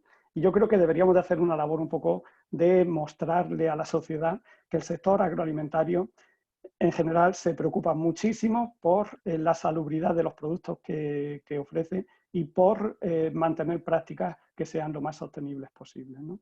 Y yo diría una cosa además, y es que yo no creo que esté, no creo que sea contrario el ser sostenible con ser rentable, ¿no? Yo creo que y creo que Isabel ha insistido en ello, cuanto más sostenible eres, más te preocupas por ser eficiente y entonces al final pues consigues que bueno, pues, puedas producir igual o más gastando menos y bueno, pues derrochando menos en el medio ambiente, ¿no? Entonces nosotros estamos totalmente convencidos que el futuro, el presente del sector agroalimentario va por apostar decididamente por la sostenibilidad, ¿no? Muchas gracias, Roberto. Isabel, una última pregunta corta para ti. Te han hecho muchísimas, ha sido muy, muy interesante tu intervención. Y bueno, yo resumiría que nos dijeras, va a ser como un poco la pregunta final para todos, pero como tú te vas ya, pues sería la pregunta para ti. ¿Qué lecciones hemos aprendido de esta crisis y qué cambios crees que han venido para quedarse?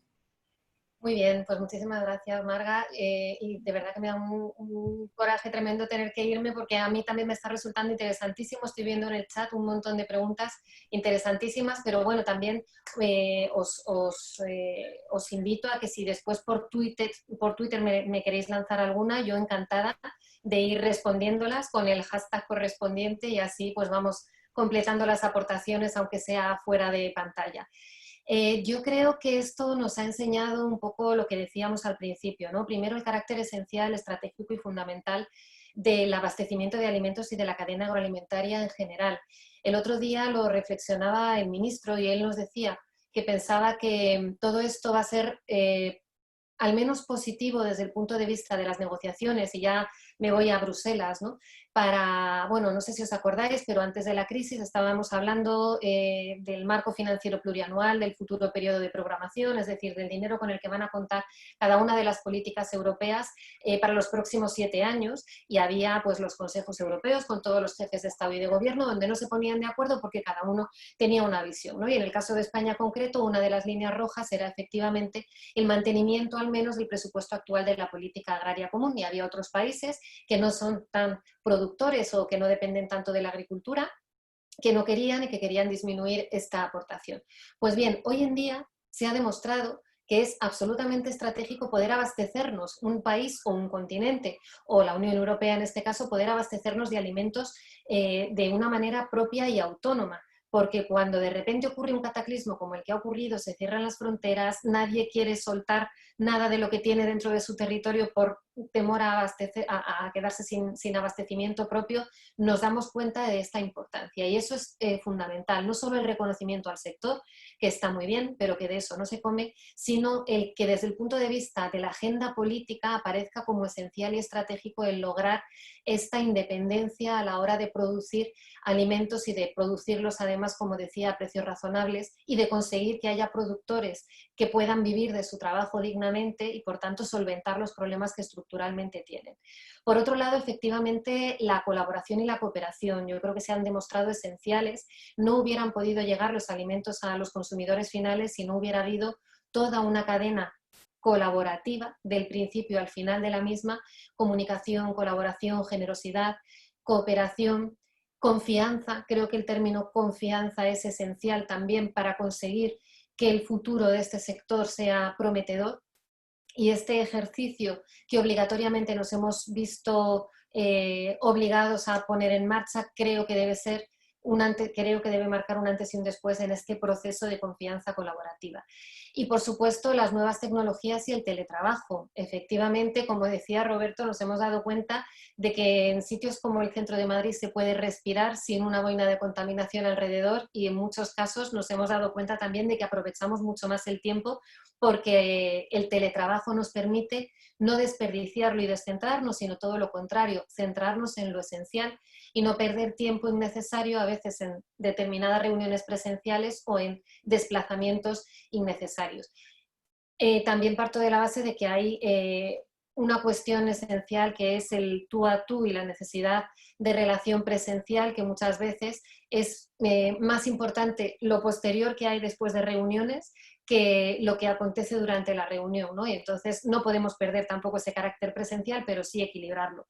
Por tanto, yo creo que esa también es un aprendizaje que hemos tenido todos en todos los sectores y en este también, que se pueden hacer muchas cosas desde casa, se puede conciliar y sobre todo que la gente es muy profesional y muy responsable y lo está dando todo desde sus casas con mejores o peores circunstancias, pero está colaborando para salir todos adelante y eso yo creo que es importante también. Bueno, Isabel, muchísimas gracias por acompañarnos, ha sido un lujo para nosotros tenerte aquí y nos despedimos cuando tú consideres.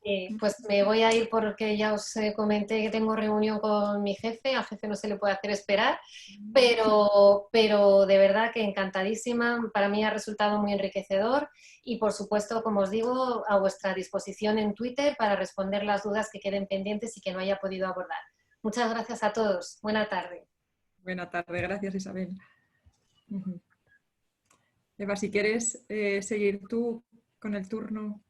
Una pregunta, que de hecho es la primera que nos preguntan, ¿qué opinión les merece la directiva BEN 2019/633 sobre las prácticas comerciales desleales en las relaciones entre empresas en la cadena de suministro agrícola y alimentaria? Empezamos con Felipe, Gabriel, Roberto.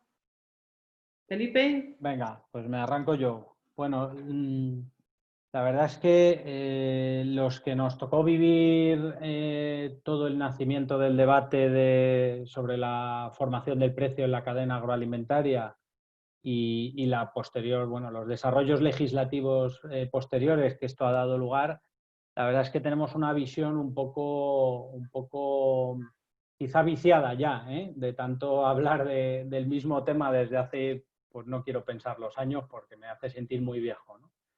La verdad es que viéndolo con un poco de perspectiva, yo creo que puedo decir con total rotundidad que de todas las propuestas legislativas que ha habido para regular el funcionamiento de la cadena, desde que España fue pionera y publicó su ley de la cadena en el año 2012, que empezó en el 13, perdón.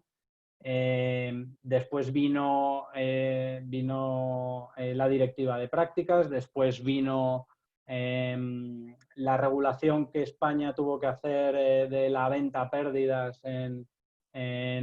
para contestar a una sentencia que había habido del Tribunal Europeo en relación con el ordenamiento jurídico español, y después vino el Real Decreto Ley que tenemos ahora mismo en tramitación como proyecto de ley en el Congreso. Y he de decir que la mejor de todas fue la primera ley, que fue la ley de la cadena, que fue la ley española, en el sentido de que es la que mejor ha aguantado el paso del tiempo y la que mayores cambios ha provocado en lo que es el funcionamiento de la cadena agroalimentaria, a mi juicio. Yo creo que es clarísimo, ¿no? La directiva partió de una posición o de una propuesta del comisario Hogan que pasaba por proteger o dar una especial protección a los agricultores, al sector primario, en relación con todo aquel al que le vendieran. Y en su trámite parlamentario en el Parlamento Europeo, pues entró en una subasta política que llegó a provocar que en un momento dado los liberales y los verdes se pusieran de acuerdo en oponerse a las enmiendas que Partido Socialista y Partido Popular habían acordado. O sea, fue un debate tremendamente viciado, nada centrado en el objetivo fundamental de la propuesta del comisario Hogan, a mi juicio, que era proteger a los agricultores, y se acabó ampliando un ámbito de aplicación a toda la cadena, a todos los operadores de la cadena, bajo una premisa que para mí me parece, en mi opinión, es injusta, que es presumir siempre que el que comete la práctica desleal es el que compra y no el que vende. Yo creo que una práctica desleal debe ser desleal, y si estamos de acuerdo en que es desleal, debe serlo la cometa quien la cometa.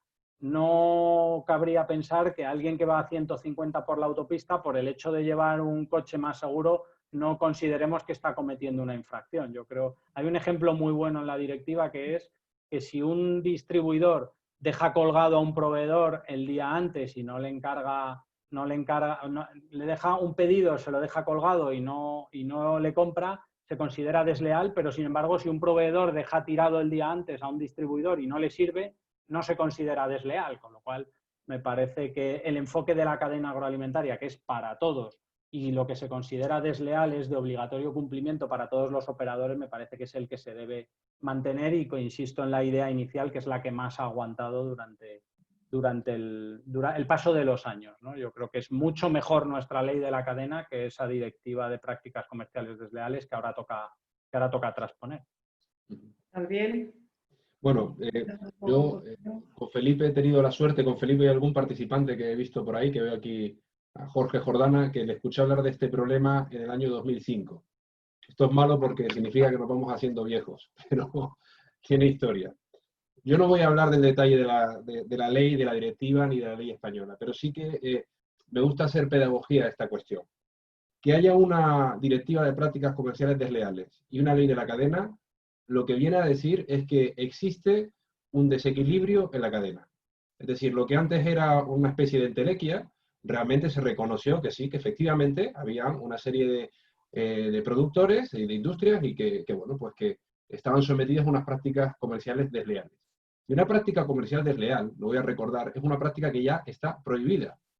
Es decir, no es que antes se permitían y ahora no se permitan, es que antes no se permitían, pero la única manera de defenderte era ir a la vía judicial. Y esto evidentemente no era eficiente en un mercado que es muy dinámico y donde uno pues no puede denunciar a su cliente o a su proveedor, como dice Felipe, y después pues pensar que no va a pasar nada, ¿no? Entonces, daba un marco pues para gestionar desde un punto de vista eficiente y administrativo estos desequilibrios. Es decir, que la ley de la cadena no resuelve, ni va a resolver ni la directiva el problema estructural del sector, y lo que está pensado es para mejorar la transparencia y la seguridad jurídica. A partir de aquí, efectivamente, hay mucho debate porque la situación, sobre todo en época de crisis, es dramática. Y los objetivos que persiguen, que es proteger, más que proteger al sector productor, hablemos en condiciones. Lo que busca el derecho siempre es reequilibrar la relación. Y yo creo que ese es el objetivo que debemos seguir todos. Muy bien. Intervengo yo ahora con otra pregunta, esta para Roberto. Nuestros participantes también están preocupados sobre la situación de los pequeños y los grandes. ¿Qué riesgos, qué actividades están más en riesgo? ¿Están más en riesgo unos que otros? ¿Qué pueden hacer para disminuir ese riesgo? Bueno, yo aunque bueno, siempre hablamos que es importante tener una cierta dimensión, pero también yo creo que he intentado poner de manifiesto a lo largo de la tarde que la dimensión no significa solo que tu empresa sea muy grande, sino que unirte esfuerzos con otros agentes tanto de la cadena, tanto a nivel horizontal como a nivel vertical, ¿no? Y yo no creo que haya un enfrentamiento o una polémica entre ser grande o ser pequeño, ¿no? Yo creo que lo que hay, el factor que es crítico es la profesionalidad, ¿no? Yo creo que un pequeño agricultor, siendo muy profesional, puede ser viable, rentable, puede ser sostenible. Un gran agricultor que sigue con tecnologías de hace 30 años, pues la verdad es que va a sobrevivir mientras que le aguante un poco pues, la mochila que lleve detrás, ¿no? Entonces yo creo que la cuestión no es el tamaño, sino el dinamismo, la capacidad de innovar, la capacidad de estar a la última, tanto a nivel de producción como a nivel de, ya que lo estamos comentando, de relación con los otros intervinientes en la cadena agroalimentaria, ¿no? Y nosotros siempre entendemos que la relación tiene que ser de colaboración, tenemos que buscar cómo podemos ayudarnos a resolver nuestros problemas, ¿no? Y yo creo que cuando hay una relación estable, estrecha y a largo plazo entre una industria y un agricultor, al final las dos partes se benefician, y cuando hay una relación estable y a largo plazo entre una cadena de distribución y una industria, las dos partes se benefician, ¿no? Y yo creo que hay que entender un poco más en ese sentido, ¿no? Y muchas veces si tú eres muy pequeño, para poder abastecer, para poder facilitarle todo lo que necesita el que está por encima en la cadena, lo que tienes que hacer es unirte con otros para poder hacerlo tú, en lugar de que el que está por encima de tú en la cadena pues te utilice a ti en unas ocasiones o se vaya a buscar a otro proveedor que le pueda satisfacer todas las necesidades que él tiene. Muy bien, gracias. Bueno, hay una pregunta aquí para Gabriel Nos preguntan sobre las exportaciones agroalimentarias, cómo se han visto afectadas en los 2 últimos meses y cómo se prevé que evolucionen en un futuro próximo. Bueno, por regla general, en un futuro próximo no lo puedo saber. pero bueno, sí que podemos decir que... bueno, se han comportado mejor de lo que esperábamos, especialmente en una situación tan disruptiva que viene a ser, por así decirlo, a los que hayan vivido esto, como un veto ruso multiplicado por 1000. Pero yo creo que el mercado generalmente ha ido funcionando. ¿Qué ocurre? Que bueno, se ha cortado el canal Horeca no solo en España, sino en toda Europa y en el mundo, y eso evidentemente va a ir pesando, y va a ir pesando en el futuro mercado. Entonces, es obvio que va a haber disrupciones de las exportaciones por esta razón. Ahora, a mí me preocupa más que por esta razón, que ya tenemos problemas de exportaciones y de cierre de mercados que no tienen nada que ver con el COVID-19, sino que tienen que ver con tentaciones proteccionistas o medidas unilaterales, como por ejemplo el aceite de oliva español, solo el español, no el europeo, está cerrado para el mercado norteamericano. Determinados vinos están cerrados para el mercado norteamericano. Eso es lo que va a provocar, unido a lo del COVID, que posiblemente tengamos determinadas perturbaciones en los próximos meses y esperemos que no haya ningún tipo de repunte, ¿no? Pero básicamente el diagnóstico es que están funcionando, hay una reducción que se cifra en torno, y según sectores, en torno al 20-25%, pero bueno, son 2 meses. Tenemos que ver qué va a pasar en los próximos meses y en las próximas campañas. Muy bien, muchas gracias, Gabriel. Marga. Bueno, otra pregunta para Felipe. ¿Cómo ha sido el comportamiento de los precios de los productos? Se ha hablado de incremento del valor de lo adquirido, de en torno a un 20 o un 30%. Y supongo que habrá sido diferente en los productos respecto a otros. Cuéntanos un poco cómo ha sido esa variación. Bueno, la verdad es que las asociaciones patronales tenemos muchas limitaciones para poder hablar de precios por normativa de competencia, con lo cual me ha de permitir la audiencia ser tremendamente prudente con esto, precisamente porque nos jugamos una multa, me remito simplemente a las palabras del ministro de Agricultura el otro día, en las que dejó claro que el ministerio no había percibido ningún problema, que el comportamiento de los precios había sido de absoluta normalidad. Como todos sabéis, en este foro yo creo que no hay que explicar a nadie que los precios en origen y los precios en la cadena fluctúan mucho en función de los momentos de campaña y de las variedades y los tipos de productos que estemos tratando, y en cualquier caso yo creo que una vez más sí, es que es un poco molesto si le podéis apagar el micro, Agustina.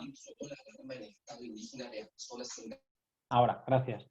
Decía que en cualquier caso yo creo que en lo que ha estado centrado el sector agroalimentario ha sido precisamente en garantizar ese suministro, ese abastecimiento alimentario, y ha sido lo que ha preocupado el 100% del tiempo de todas las personas que han estado trabajando, ¿no? Sí que es verdad que ha habido que canalizar a través de unos pocos canales toda la producción. Es decir, antes había por ahí en el chat una pregunta de alguien, ha entendido a Isabel como que se habían incrementado un 25% las ventas en valor en el sector agroalimentario en general, y no es así. Para que la audiencia se haga un poco una idea, 1 de cada 3 euros de los que normalmente gastamos los españoles en comer lo hacemos fuera del hogar, en el canal Horeca. En volumen es menos, porque en valor en el canal Horeca, evidentemente, pues la diferencia es mayor. En volumen debe andar en torno al 14, 16, 18%, y todo eso ha debido ser asumido por el canal de la distribución, digamos, organizada, más el comercio especializado, fruterías, carnicerías, pescaderías y mercados municipales que han continuado abiertos, y no solo han tenido que canalizar eso, sino también todo lo que se comercializa en España, que no es poco, a través de los mercados locales, que a mi modo de ver fueron, digamos, habían merecido un mejor tratamiento desde el punto de vista del estado de alarma, en tanto en cuanto yo creo que garantizando unas medidas de seguridad similares a las que se garantizaron en otro tipo de formatos, yo creo que podían haber abierto y haber dado mucha salida a producto de agricultores y ganaderos muy en el ámbito local que tienen ese canal como habitual y que podían haber pasado menos dificultades para encontrar otros canales. Entonces, digamos que la cadena se ha estrechado y un tercio o un cuarto, por así decirlo, de lo que iba por otros canales se ha tenido que concentrar a través del canal de distribución minorista, y eso es lo que explica gran parte de los incrementos en el volumen comercializado a través de estos canales. No es que los españoles hayamos comido más, ni estemos comiendo un 25 ni un 15% más de kilos o de litros de productos, sino que se ha estrechado el canal y ha tenido que pasar todo por ahí durante estas últimas 7 semanas. Sí. Bueno, hay una pregunta para Roberto aquí, quizá antes, rápidamente. Varios temas, te los junto en uno. Cajamar está muy presente en el sur. Hay una pregunta específica sobre el papel de la biotecnología en el regadío y en los invernaderos, y cómo responder al problema de mano de obra y al problema que tienen los precios del agricultor, ¿no? Los precios que reciben los agricultores en este sector del sur. ¿Cómo crees tú que pueden resolverse estos problemas? Bueno, pues cada uno de esos temas daría para una charla. 4 o 5 preguntas, pero muy relacionadas con ese área que tú conoces bien. Sí, sí. Bueno, en primer lugar, el tema del regadío, ¿no? Porque yo creo que dentro de esos mensajes que se lanzan, que muchas veces pues, condicionan la opinión pública y no toda la información que se comparte pues, es precisa, yo creo que el regadío es imprescindible para producir alimentos en general. Una gran parte del incremento de la producción de alimentos a nivel mundial en los últimos 50-60 años ha sido posible porque la superficie de regadío se ha multiplicado por 3. Entonces, yo creo que el regadío es imprescindible y en territorios como la mayor parte de España, pues sin él, pues primero no tendríamos seguridad porque habría grandes fluctuaciones en las producciones, y segundo, disminuiría muchísimo la producción de alimentos porque no podríamos producir directamente, ¿no? Lo que sí está claro es que tenemos que hacer el mejor uso posible del agua. Es decir, que el regadío no significa utilizar todo el agua que pasa por tu parcela, sino realmente la justa y necesaria. Y además, pues yo creo que muchas veces el agricultor no es consciente, primero, del coste que tiene el uso del agua, aunque a él no le cueste, pero tiene un coste.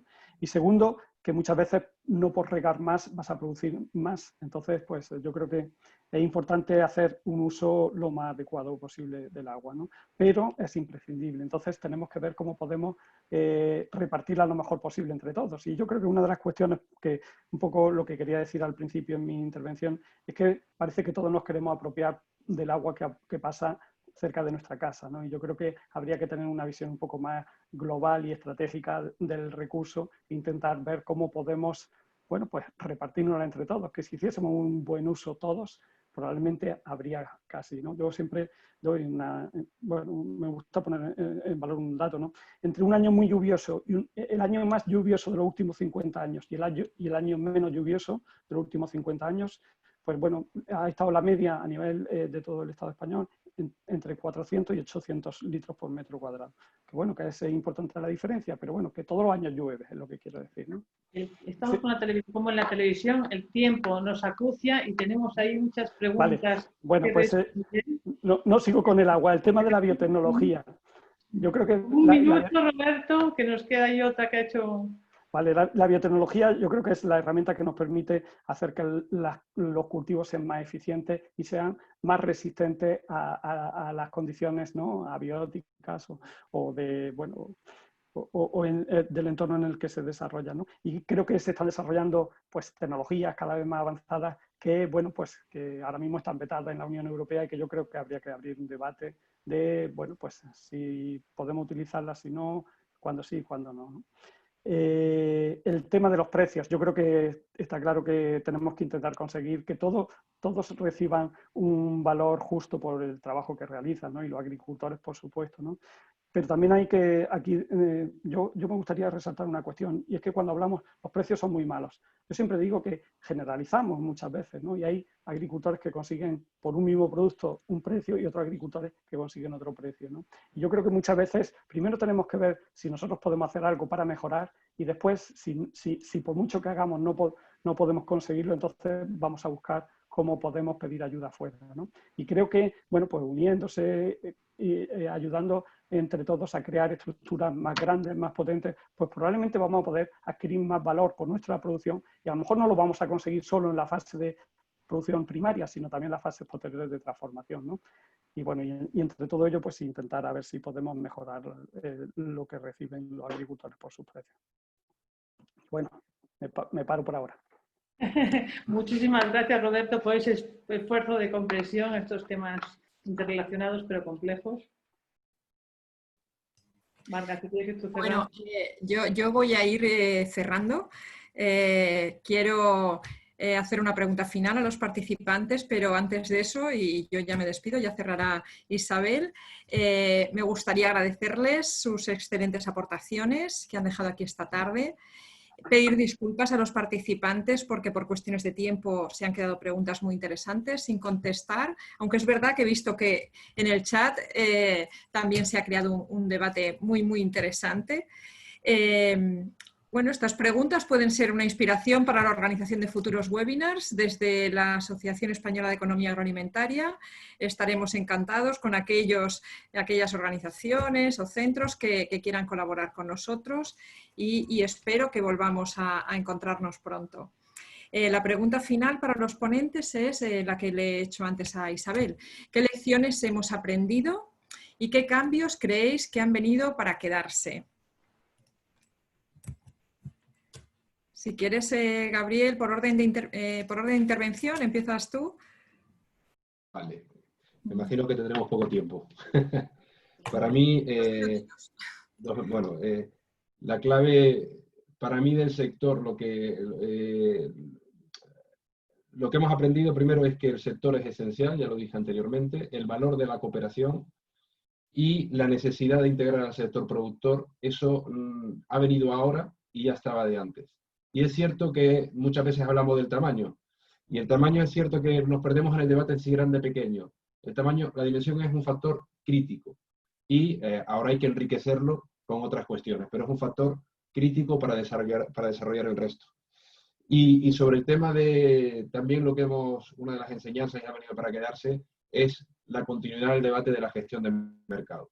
Sí, la gestión de mercados se ha demostrado como fundamental, porque la política agraria, a pesar de lo que digan, no es una política económica, y eso se ha notado en esta crisis. Es una política posiblemente de gestión medioambiental que está en manos de los productores. Y eso es un debate que tenemos que relanzarlo, sobre todo para la continuidad económica del sector, más allá de que, porque a veces hablamos solamente o estamos totalmente regulados o totalmente desregulados. Hay un gran campo en medio que tenemos que estudiar y no olvidar, y seguir manteniendo la política agraria como una política económica, que es la gran debilidad que ha demostrado esta crisis.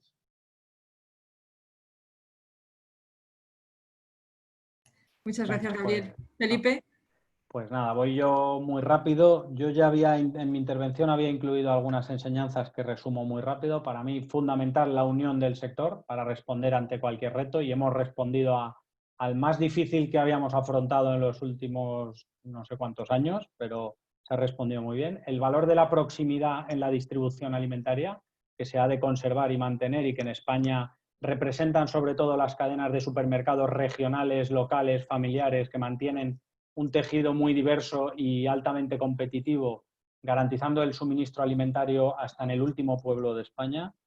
Un aprendizaje muy importante también que hemos visto estos días, yo creo que todos lo habéis podido comprobar, la necesidad en estos días, en estos momentos de crisis, de beber de fuentes oficiales y no dejarse contaminar por la intoxicación a nivel de comunicación que tenemos a diario. Estamos tremendamente... Hay millones de medios digitales, de prensa tradicional, de opinadores, las redes sociales, etcétera, y estamos, yo creo que un poco intoxicados de comunicación, y cuesta mucho cuesta mucho diferenciar entre lo que realmente es una información que aporta valor y que es real y la que no lo es, ¿no? Y yo creo que es otra enseñanza que deja esta crisis para el futuro. Y luego, para quedarse, para mí 2 cosas, y cierro.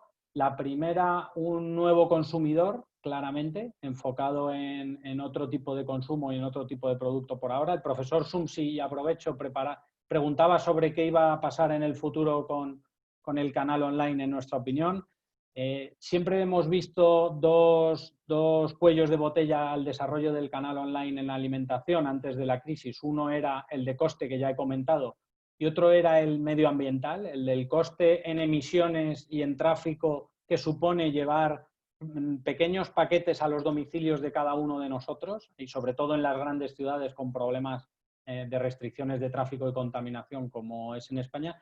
Si esta nueva, el COVID al final va a tener cambios en cuanto a la movilidad de las personas y al punto, sobre todo, donde van a tener ubicado su trabajo, es probable que el canal de online en alimentación pues pueda llegar a consolidarse, sobre todo teniendo en cuenta que hay mucha gente que ha roto en estos días la barrera.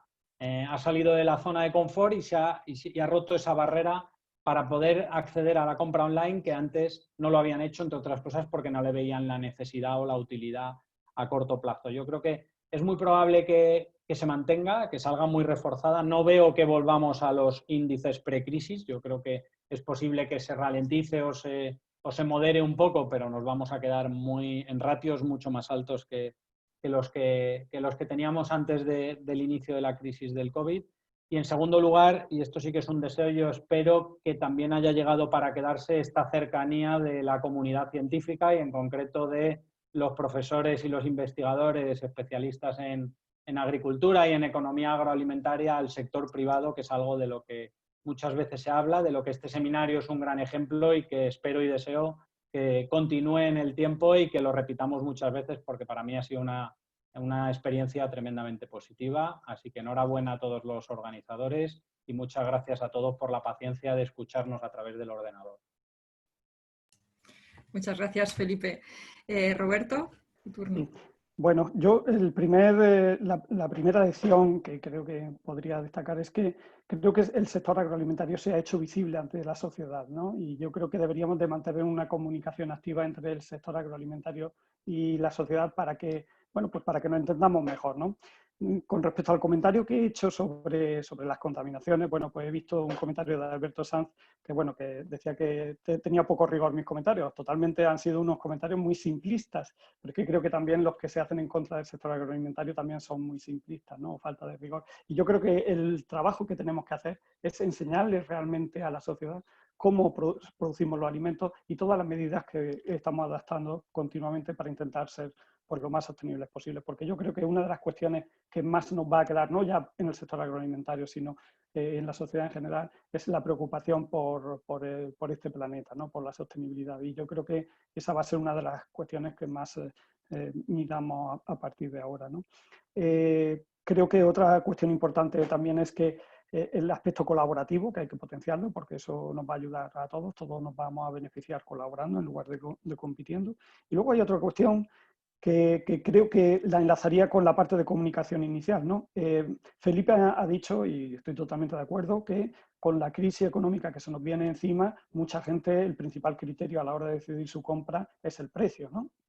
Pero también, y retomando una idea que yo a quien se la he oído, a Tomás, probablemente lo haya dicho alguien más, pero creo que la sociedad, hay muchas familias que a lo mejor no tienen muchos recursos económicos, pero no dudan en comprar un smartphone que le cuesta 700, 800, 1000 euros y sin embargo, cuando tienen que pagar 60 céntimos por un litro de leche le parece muy caro, ¿no? Entonces yo creo que para que podamos tener unos precios adecuados para el productor, al final también como consumidores tenemos que valorar ese papel, el papel que realiza y para ello tenemos que contárselo.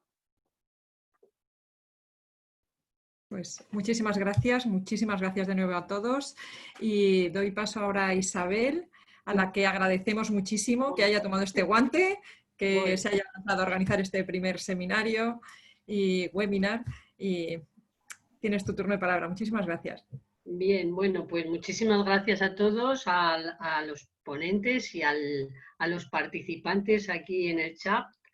La verdad es que ha sido un seminario lleno de ideas y es imposible destacar una sobre otra, ¿no? A mí me gustaría que esta actividad no sea una anécdota en la colaboración que mantiene el CEIGRAN con la asociación, que sigamos organizando actos de este tipo y que también fomentemos la cooperación que ha mencionado Felipe entre la universidad, los centros y el sector privado. Y ya con esto yo doy por cerrado el webinar. Sí que pediría a aquellos participantes que lo deseen, que pueden activar su micrófono y aplaudir, que esto tampoco está de más, ¿eh? Muchas gracias y nada.